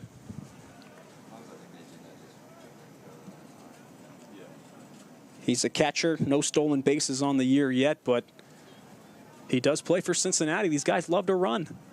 Lots of pickoff attempts from the Hustlin' Rebels pitchers.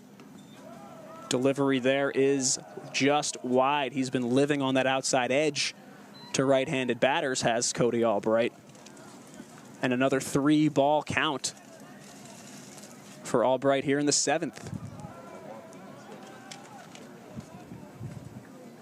Sefcik waits for the delivery. Slider finds the zone, and the count goes full to Cal Sefcik. Sefcik steps back in. Slightly open stance with the double bat waggle behind his head and in front of his face, reminiscent of another Bearcat, Josh Harrison, former major leaguer. And that one's called strike 3, the off-speed pitch from Cody Albright. Executed to perfection, finds the outside corner, and Sefcik is rung up to end the inning. They'll strand 2 runners, 2 walks. No hits for the Bearcats. Runners end up on the corners. Nobody comes home. It's stretch time here in Las Vegas. Cincinnati leads UNLV 4-0.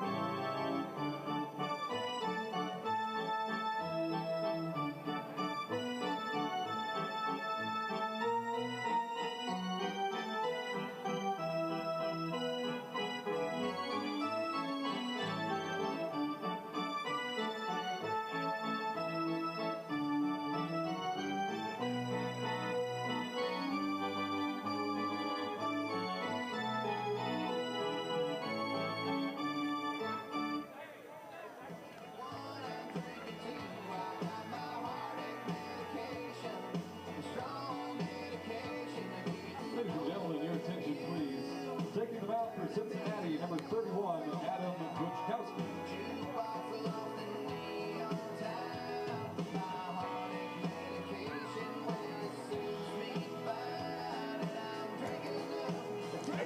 UNLV Baseball is brought to you by Pueblo Medical Imaging. The friendly staff at Pueblo Medical Imaging is eager to take care of all of your radiology needs and offers same-day, next-day availability. With top-of-the-line, state-of-the-art equipment, they are open 7 days a week with early morning and evening appointments to accommodate all patient schedules. Leading off the home half of the 7th. 7th inning stretch has concluded. We're in the bottom of the 7th inning. And we have a new pitcher for the Cincinnati Bearcats. It's freshman A.J. Buchkowski. So that puts a bow on a spectacular outing from the sophomore Nathan Taylor from Cincinnati. Final line on Taylor: 6 innings, 2 hits, no runs, 1 walk, 11 strikeouts. Making bats miss all night long was Nathan Taylor. As Dean Toigo steps in to face Buchkowski, the freshman. Toigo squares the bunt and pulls it back. Called for a ball 1. Toigo really looking to get something together. He's a guy who's viewed as a power threat in this lineup and someone who can really get things going offensively for the Rebels. Lots of strikeouts the last 2 nights as he takes that breaking ball in the zone for the first strike of the at-bat.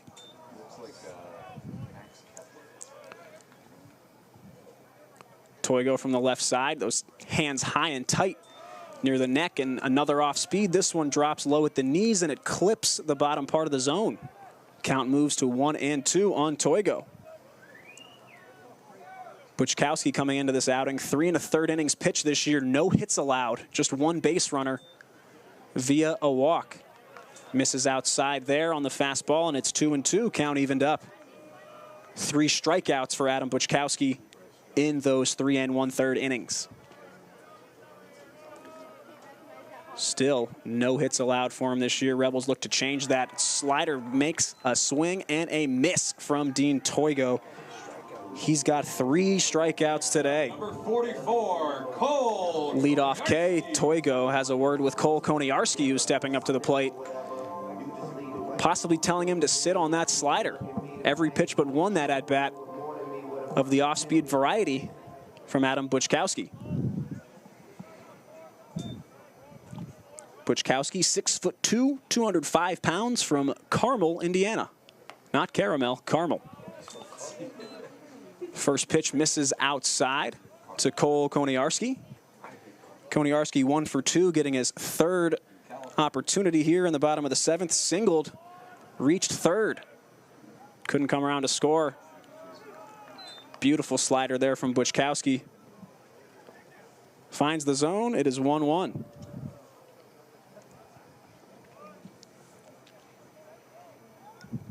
Buchkowski, a freshman, and in his second at-bat this game, does not look like it. He keeps finding corners. That time just misses the inside edge. Count moves to 2-1. Time running out a bit here for the Hustlin' Rebels offense. Still no runs, just 2 hits. They need to start manufacturing on the offensive end. 2-1, takes inside, backs Koniarski off just a bit. Count runs to 3-1.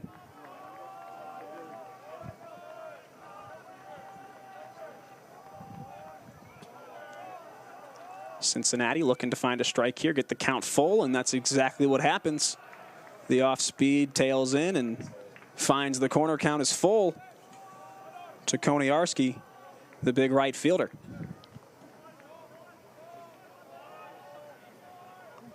(3-2). The stretch from Buchkowski. The pitch trickled down the third base line, grabbed by Mitchell. The throw all the way across his body is in time to beat Koniarski by a step. Second time we've seen that play from Christian Mitchell, deep in the hole at the hot corner. Excellent throw, and 2 are gone in the bottom half of the 7th.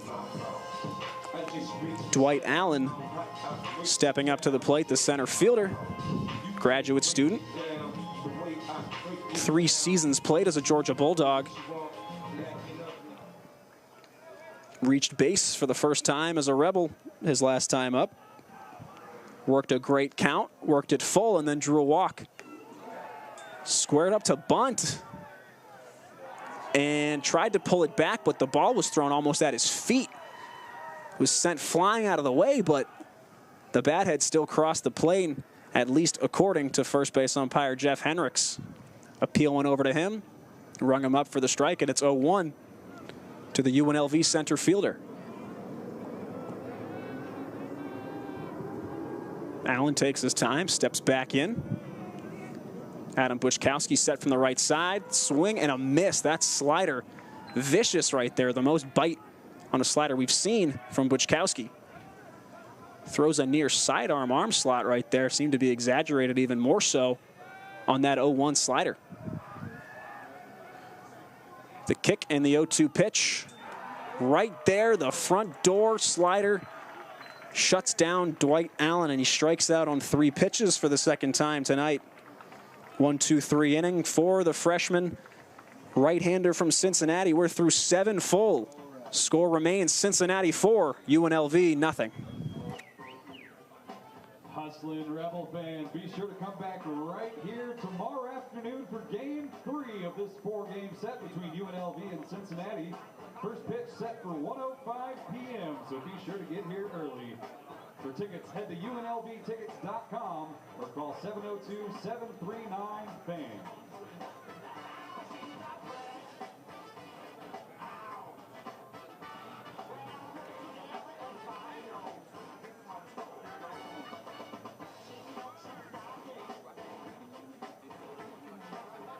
Ladies and gentlemen, your attention, please. Now pitching for the Rebels, number 30, Reese Lewis.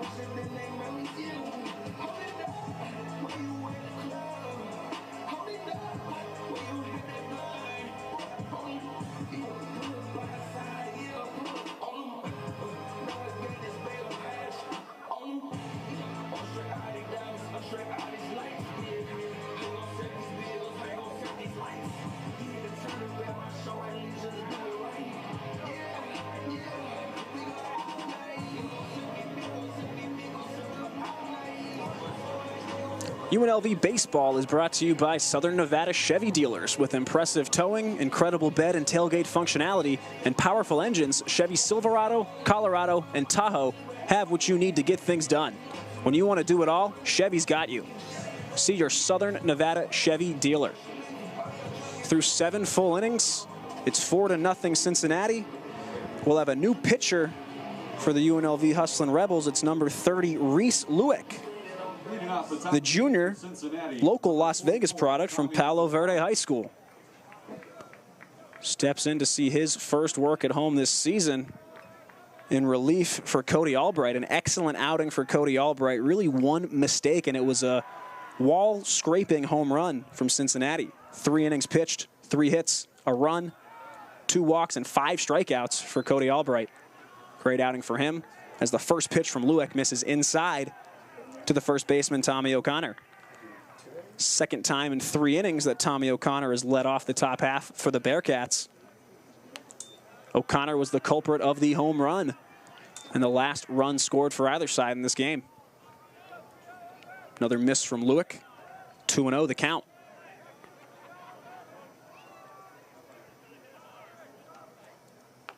2-0, just misses a bit outside. A good frame attempt from Gallegos, can't get the call. And quickly it's 3-0 for Tommy O'Connor, the first baseman.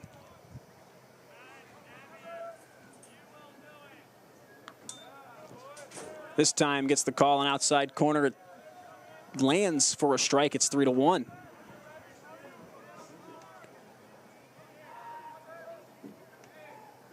The 3-1 pitch on the way from Lewick.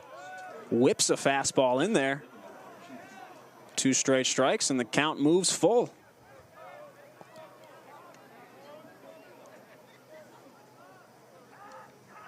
Reese Lewick sets out of the stretch. The 3-2 pitch driven hard to center field on a line to Allen. Couple steps forward, couple steps backwards, but Allen makes the catch chest high. And it's a line out to lead off the top of the 8th inning. Next up, the second baseman, number 20, Josh Euler. Stepping in is Josh Eulery, the right-handed batter. He came in the bottom of the 6th after Luke Sefcik suffered what appeared to be a lower body injury, legging out a close play at first base. Reese Lewick, the junior from Palo Verde High School, sets, fastball, finds the zone for strike 1. 1 outing prior this season in 2025 for Reese Lewick. Pitched against Xavier in the tournament played in Arizona through 2 1/3 innings, gave up 4 hits, 4 runs, 2 walks, and a K. As he induces a swing and a miss from Josh Eulery on the outside corner. Quick 0-2, Eulery falls behind in his first at-bat of the series. Swung on and missed. 1, 2, 3. Good morning, good afternoon, and good night. Reese Lewick strikes out Josh Eulery on 3 pitches. At the plate, number 3. That slider very properly executed by Lewick. Catches Eulery lacking. 2 strikes now. 2 outs, pardon me, as Christian Mitchell, third baseman, steps in for his 4th plate appearance, 3rd at-bat. Drew a walk and a first. He'll take the first pitch from Reese Lewick for strike 1. Note on Cody Albright, through 3 innings, through 57 pitches, 32 of those for strikes, worked a lot of tough at-bats, grinded them out, and ended up overall having a very effective outing. A miss on the outside for Reese Lewick, and the count is even at 1-1. This pitch fouled off, tailing back behind the seats, lands in an empty one. Count moves to 0-2 for Lewick, hoping to shut the door with a quick 1-2-3 inning. That's in an ideal world for the UNLV Hustlin' Rebels. Here is the 1-2 delivery. Swung on, chopped hard in foul territory down the third base side. We see an eager Bearcat take off down the line to make that play. A classic tradition in college baseball. Typically the underclassmen running out to get a ball that could be in play, seeing how fast his sprint time can get. Lewick misses low with the off speed. Count evens up 2 balls and 2 strikes.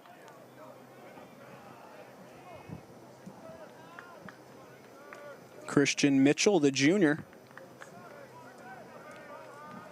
5'11", came from Central Michigan, where the manager used to coach, and that is a spectacular slider from Reese Lewick as Mitchell goes down swinging, his second strikeout of the game.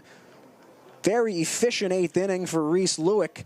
Gets a line out to center and 2 strikeouts. Heading to the bottom of the 8th at Earl E. Wilson Stadium, Cincinnati remains up top on the UNLV Hustlin' Rebels 4-0. All that they do by supporting the Pledge Per initiative. Select the value you would like to pledge per win or run, and you can tie your contribution to the best moments of the 2025 season. Scan the QR code on the board right now to start your pledge tonight.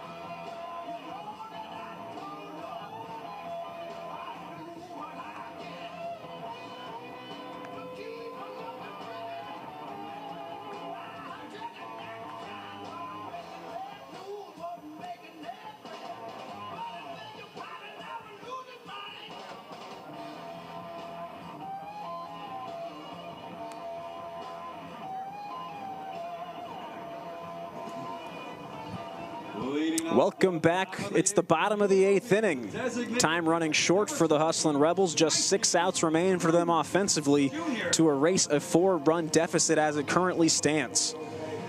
Leading off the inning is going to be the designated hitter, the right-hander, Mikey Cruz Jr. 3 for 5 on the season thus far, including a single in the 3rd. One of just 2 Rebel hits tonight, and one of just 3 Rebel hits last night, belonging to the big DH. First pitch from Adam Buchkowski, who remains in the game for the Bearcats, finds the zone for a strike. 0-1 delivery, the kick from Buchkowski fouled off, and Mikey Cruz, as he was in his last at-bat, quickly down 0-2. Looking like we'll have a pinch hitter on deck for the Hustlin' Rebels. It'll be Vincent Gambardella to presumably stay in at catcher. Cruz leans into that tight pitch, and it hits him on the shoulder. Heads up play, that one real tight on Cruz, the big man who typically crowds the plate anyway.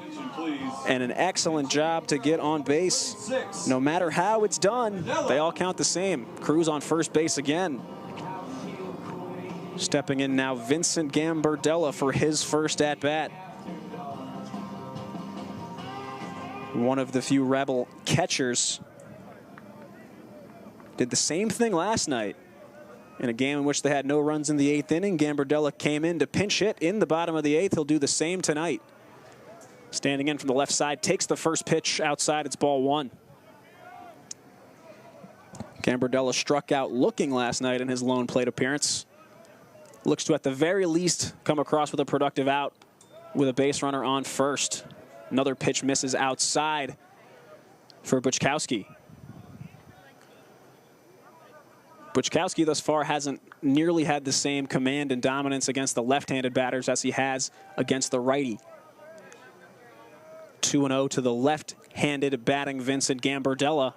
That one's in there for a strike. 2-1. It's the bottom of the 8th inning here in Las Vegas. Rebels looking to get something cooking offensively. 2-1 pitch swung on, popped up foul to the third base sides, and that'll leave the building. 2 straight strikes, count quickly evened up to Gambardella, the junior from Santa Barbara City in California. 2-2 kick. Pitch swung on and missed. Elevates the fastball. Gambardella behind on that one. Next up, First out of the 8th inning Myro. for Adam Buczkowski. And that brings up PM4. Paul Myro IV, the shortstop.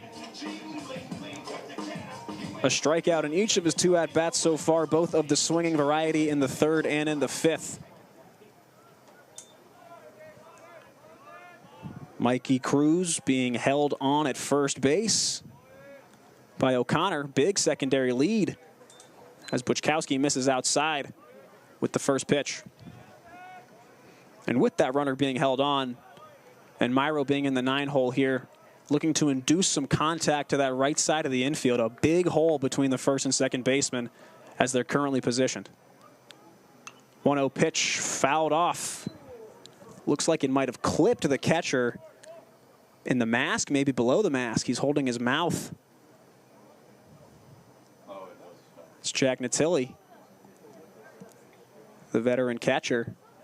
A little bit shaken up, but you got to have a certain level of toughness to be back there as a backstop at the Division I level, especially in the Big 12. Natili seems to shake it off as we'll resume play. Count is even, 1-1 to Paul Myro IV. 1 on, 1 out. 1-1 count. Myro squares around a bunt, pulls it back as that one misses low. Off speed, had an extra split second to decide to pull the bat back. So that one's below the ankles of Paul Myro IV. Stretching the pitch, Myro with a laser gets past the shortstop, and that's going to be a single with 1 out here in the 8th. 2 on for the Rebels as the lineup wraps back around to the top. Now batting number 30. It's Elijah Rodriguez, 0 for 3 thus far, but a huge opportunity for Elijah. The transfer from Oral Roberts. Lefty with some pop, with some speed. A massive opportunity here to plate a run or 2 for his team. First pitch from Buczkowski, tails inside. Natili extends to avoid that one hitting the backstop. Good stop there.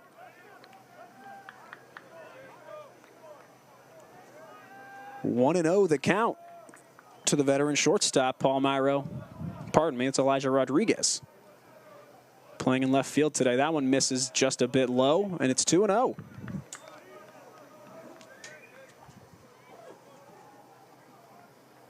Quick second here for the Bearcats. Third baseman Christian Mitchell runs over to have a quick word with pitcher Adam Buczkowski. Talking some sort of strategy. Smacks him on the chest with his glove, does Mitchell. Sign of encouragement to the pitcher.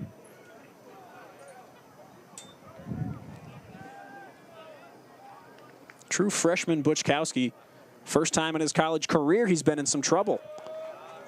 With 2 on, and now it's 3-0 as that one misses inside to Rodriguez. No chance you're getting the green light if you're Rodriguez here. 3-0's the count. A walk loads the bases and puts the tying run up to bat. Here's the 3-0. Misses just a bit high there, and Rodriguez is going to draw the 4-pitch walk. And the hustling Rebels are in business with 1 out here in the bottom of the 8th. Cooper Chef.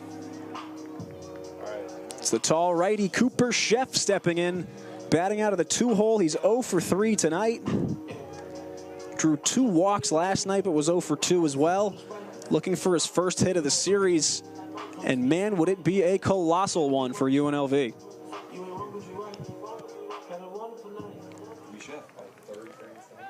Cooper Chef looking to cook up a hit here and get the Rebels offense rolling. Adam Buczkowski, the freshman righty, kicks, delivers. First pitch is a strike. Up at the letters. Tough one on a tall batter like Chef, but takes, and it's 0-1.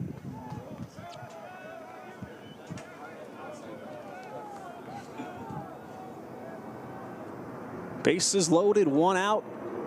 An excellent delivery there from Buczkowski. A slider is low, darts into out on the right-handed batter.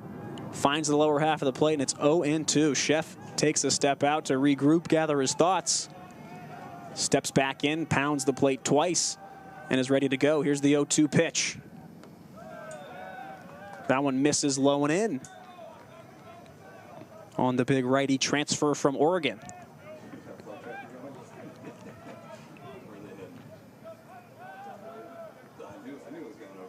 Runners all with modest leads, no one being held on, no one going anywhere with the sacks full. Slider finds the corner, and Chef goes down looking. A 4-pitch strikeout for Buczkowski, and a massive one for the Bearcats. 2 gone now for the 3-batter, J.P. Heft.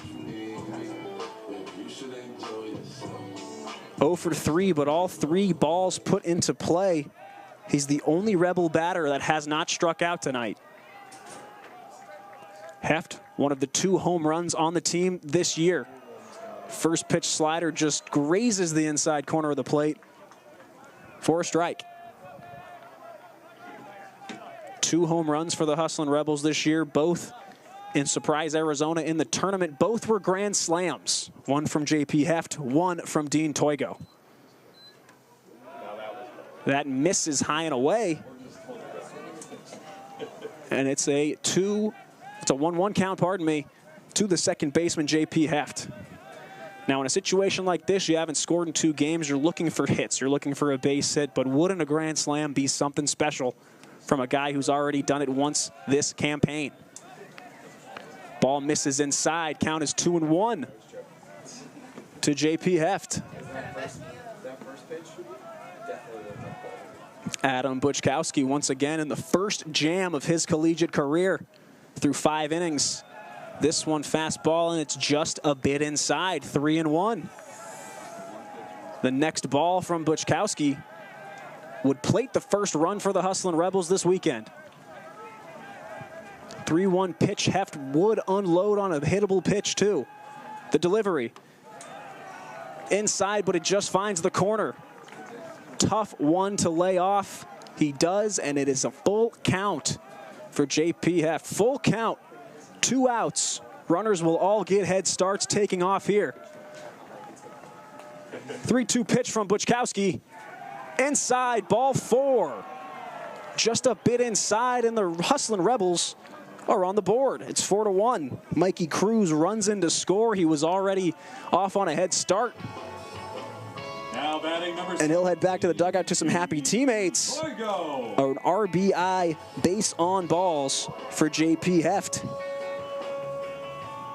Another guy who is extremely due stepping up to the plate, and it's Dean Toigo, the left-handed first baseman. Mound visit coming. Might see a couple substitutions here from Cincinnati as we see Coach Bischel of the Bearcats talking to home plate ump Jason Harstick.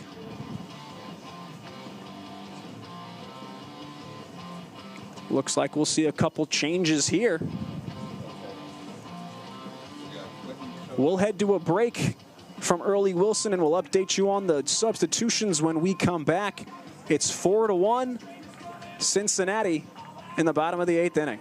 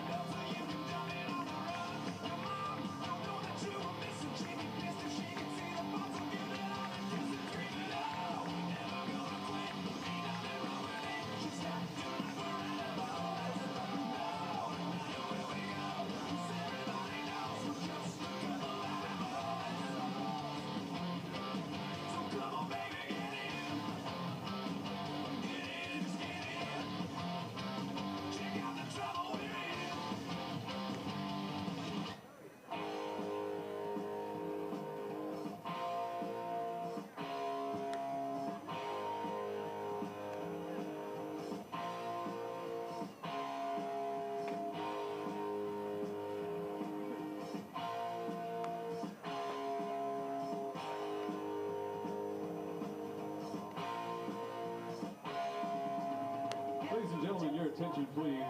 Defensive changes for Cincinnati. Moving from third base to pitcher, number 3, Christian Mitchell. Entering the game and playing third base, batting in the second spot, number 25, Quentin Coates.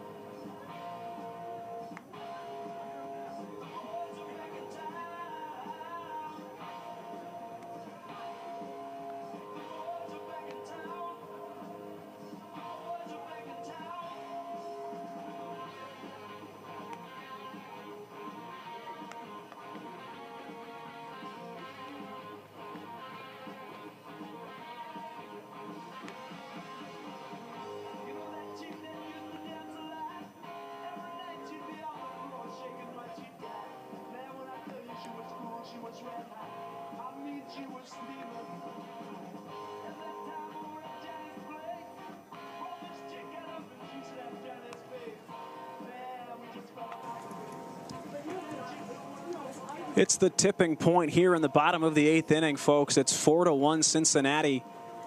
The Bearcats walked in a run. Hustlin' Rebels finally on the board here at home for the first time in the 2025 campaign. And we've got a pitching change. Christian Mitchell, previously in at third base, he's a two-way player. He's moved from third base to pitch now with 2 outs and a bases loaded jam. And number 25, Quentin Coates, comes in off the bench to play third base. Coates will occupy the second spot in the order. The Bearcats lose the designated hitter as their third baseman, Mitchell, now in to pitch. Mitchell pitched an inning at Duke on February 14th and got a strikeout in their 8-3 win. First pitch from Mitchell is low and in the dirt to Dean Toigo. Count is 1-0 to the Rebel first baseman. Toigo extremely due for a hit. Here's the pitch from Mitchell. Low and in again. Mitchell falls behind 2-0. Toigo looking for any way to get on base and extend this 8th inning. Mitchell lasers one, and that's just a bit outside that fastball. Some nasty velocity on that. We've seen Mitchell's arm displayed in the hot corner a few times tonight, making excellent throws. And he misses again with the fastball. It's a 4-pitch walk from Christian Mitchell. So just like that, it's 4-2. And the Hustlin' Rebels have back-to-back RBI walks. The deficit is slashed in half. It's 4-2. And with 2 outs in the bottom of the 8th, the tying run's on second base, and the go-ahead run is Dean Toigo at first. Right fielder Cole Koniarski steps in. He's 1 for 3 with a hit. Mitchell throws his first off-speed of his appearance, and it's right down the gut for a strike. 0-1 to Koniarski. Christian Mitchell working quickly out of the stretch. Fastball in on the hands of Koniarski, swings and misses. And quickly it's 0-2. A guy like Mitchell who works so fast, this is extremely beneficial for him with 2 gone. The 0-2 pitch, Koniarski goes up to get it, fouls it off, back behind the dish. 0-2. Koniarski looking for contact, looking for some sort of single now with the tying run in scoring position. That one's hit softly down the line, third base side, but it's foul.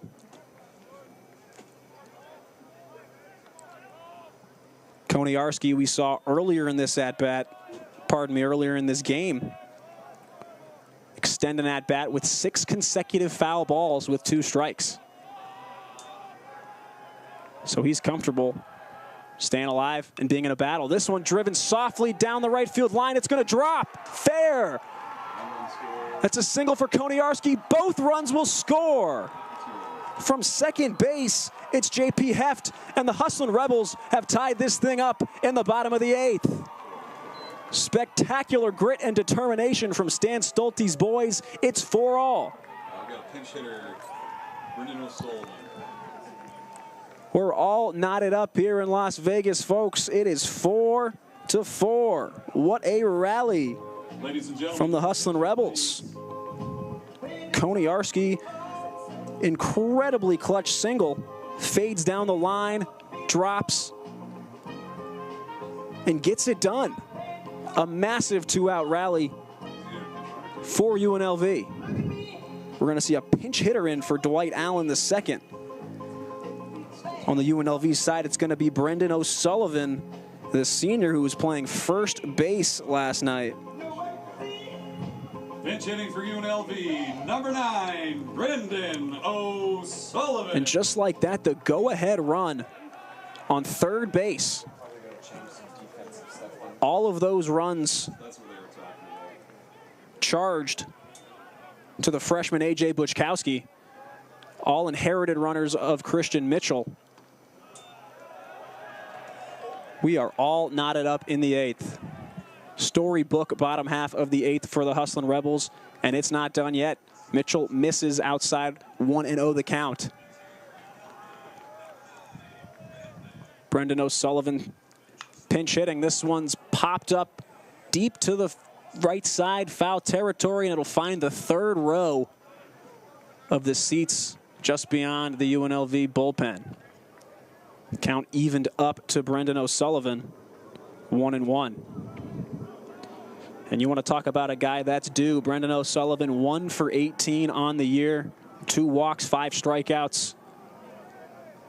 But he's a good hitter, and the team has faith in him, and he's looking to come through in the clutch in the 8th. That one hit high.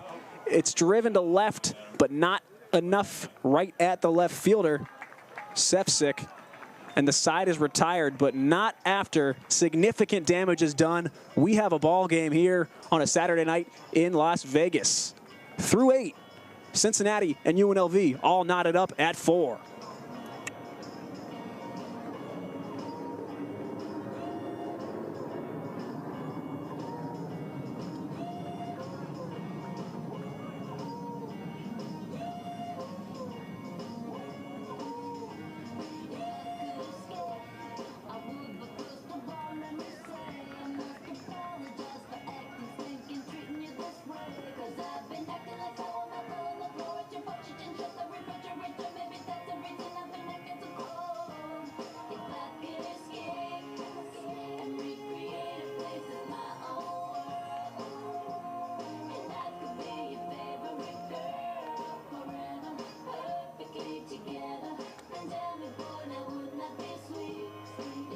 Ladies and gentlemen, your attention please.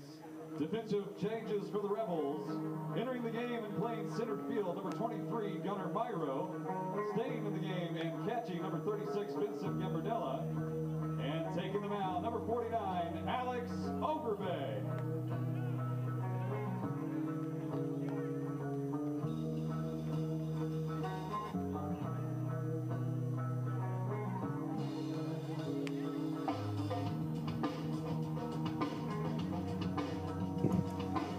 What a thrilling bottom half of the 8th inning for the UNLV Hustlin' Rebels. They score 4 on just 1 hit.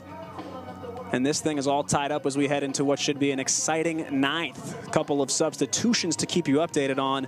Alex Overbay, the tall right-hander, is going to come in to pitch for UNLV. Vincent Gambardella stays in the game to catch. He pinch hit for Gallegos in the bottom half of the 8th. And Brendan O'Sullivan, the pinch hitter for Dwight Allen, is replaced by Gunnar Myro. Started in center field last night, and Myro makes the trot back out to play center field for the rest of this one. Charlie Niehaus steps up to the plate to lead off the top half of the 9th for Cincinnati. First pitch from Overbay misses high.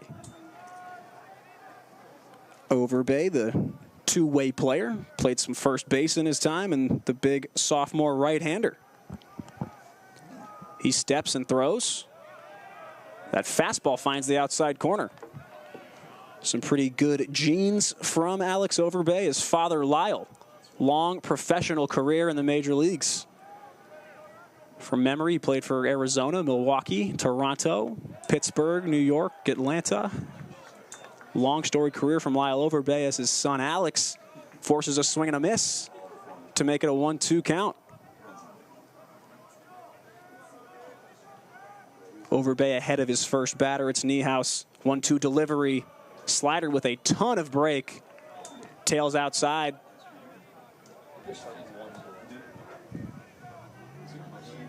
Count even 2-2. Charlie Niehaus. 1 for 3 this year. As Overbay misses on that pitch, just a bit low, just a bit outside. Count is full. Nothing like coming in to an appearance tied up in the 9th, full count. High pressure situation here. Overbay's pitch, fastball fouled off on the first base side. Niehaus struck out swinging in his last ups in the bottom of the 6th. Overbay looking to recreate that same outcome. Kick in the 3-2. Misses low. Leadoff walk for Charlie Niehaus is how the 9th inning gets underway. Back to the top of the order for the 5th time around. Cincinnati Bearcats making their 5th trips starting now. It's Landon Vitterick. Popped up in foul territory on the third base side in the top of the 7th. Runner on first now with nobody out, forcing Overbay into the stretch early. Bunt is popped way up, and it's going to clear the protective net behind home plate. Lots of air on that bunt. And with Cincinnati playing a small ball brand of baseball, not surprising at all to see the speedy leadoff man try to lay one down. His first at-bat yesterday, Vitterick reached on a bunt base hit. Not too often in modern baseball that you see that anymore. Overbay misses high with the fastball, 1-1. Cincinnati, 26 bunt hits last season. Led all Power 5 schools in the country. 1-1 delivery. Instead, it's a pickoff to first base from Overbay. Not in time.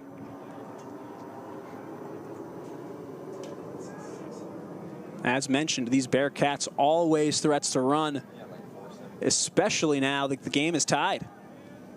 They want to get that go-ahead run in scoring position. Swung on and missed by Vitterick. Overbay with an overpowering fastball. Count climbs to 1 ball, 2 strikes. See what the tall righty has in store in Alex Overbay. Fastball delivered and just chopped foul. Count remains 1-2. Hustlin' Rebels playing in front of a home crowd of 688 strong tonight at Earl E. Wilson. Saturday night, beautiful evening, and those fans treated to an excellent ball game right now, tied up in the 9th. Overbay takes a bit off, misses high, and the count is 2-2.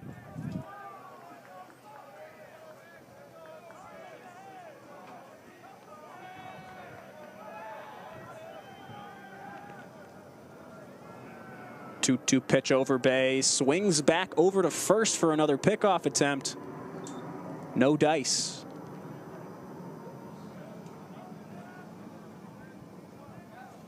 Overbay steps back on the mound. Ready to deliver the ever-important 2-2. Swung on and missed. Changes up on him. Vitterick swings through it. First out of the 9th. And it's a beautiful strikeout Number 25 for Alex Overbay. 1 out and a runner on first base, and it's Quentin Coates now taking his first at-bat. Just came in the bottom of the 8th to play third. Now hitting out of the 2-hole. Quentin Coates 0 for 3 on the season with a walk, 2 strikeouts in that weekend series they played in Durham against the Duke Blue Devils. Overbay checks on the runner. Nothing going there. Toes the rubber, ready to deliver the first pitch. Swung on, popped up over above the UNLV first base side dugout. And that one finds the seats. Overbay ahead 0-1 on that foul ball. One gone, the go-ahead run in the top of the 9th inning. Over at first base in the form of Charlie Niehaus, the shortstop.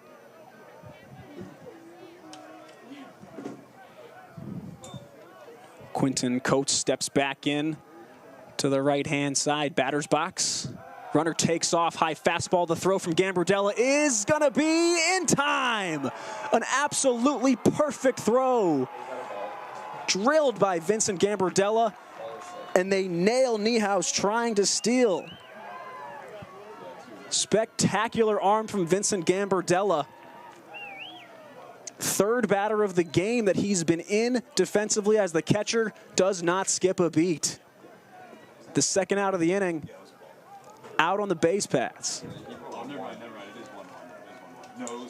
Count goes to 1-1, and with 2 outs, it's Quentin Coates here. The pitch, just a bit high, 2-1. Hitters count for Coates, but now nobody on base. High risk, high reward. When you're stealing, is the go-ahead run late in the game. Didn't work out for Cincinnati this time. 2-1 finds the outside edge. Great pitch from Overbay, and now we'll see what he comes with on a 2-2.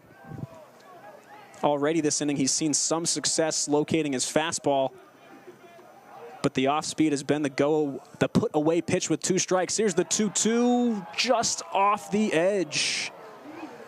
UNLV fans and players alike were ready for the umpire to ring him up, but misses off the edge. It's 3-2. Sets the full count delivery, swing and a miss.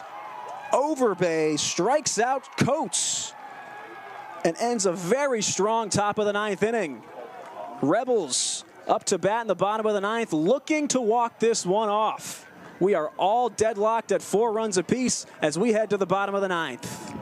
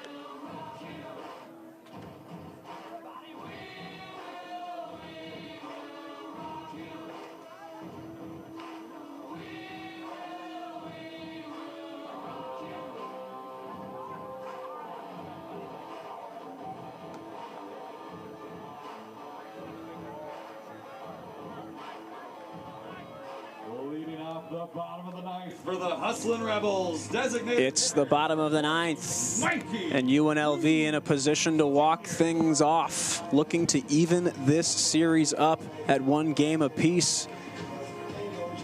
Christian Mitchell for Cincinnati stays in to pitch. No runs charged to him, but 3 runs came in, inherited, all charged to A.J. Bushkowski. Mitchell misses low on the fastball to the DH, Mikey Cruz. And Mikey Cruz has been the most effective this weekend at getting on base for the UNLV side. Fouls off this 1-0. Count moves to 1-1. Mikey Cruz from the right side faces Mitchell. That one's high. It's deep. It's got some carry. It's back at the wall, and it is gone.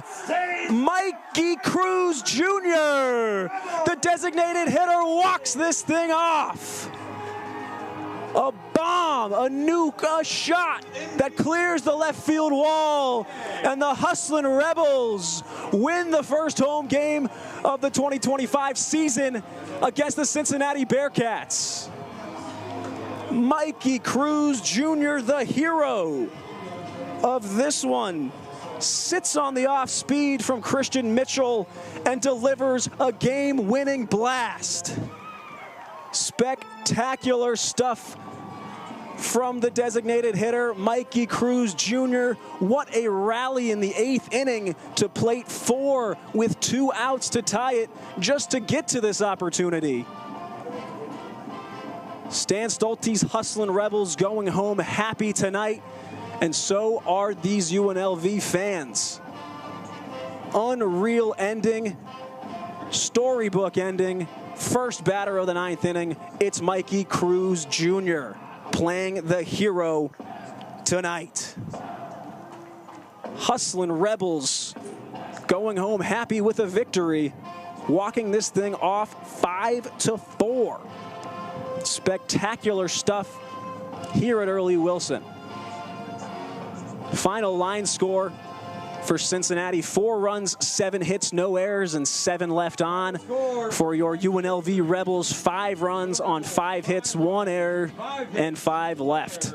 5 runners left on base for Cincinnati. Unbelievable finish to this one. 5-4, the final. Alex Overbay gonna get the win after an excellent relief appearance in the 9th inning. Would be remiss not to mention the caught-stealing Vincent Gambardella, an absolute bomb of a throw to second base to catch the runner. 2 strikeouts from Alex Overbay. The loss goes to A.J. Buchkowski of the Cincinnati Bearcats. Once again, your final here from Earl E. Wilson. UNLV Hustlin' Rebels 5, Cincinnati Bearcats 4. Thank you so much for tuning in. Hope you enjoyed this one. Fantastic ending. UNLV, once again, the final, 5-4 over the 25th ranked Cincinnati Bearcats. I'm Drew Neverett. Thank you for joining me, and a pleasant good night.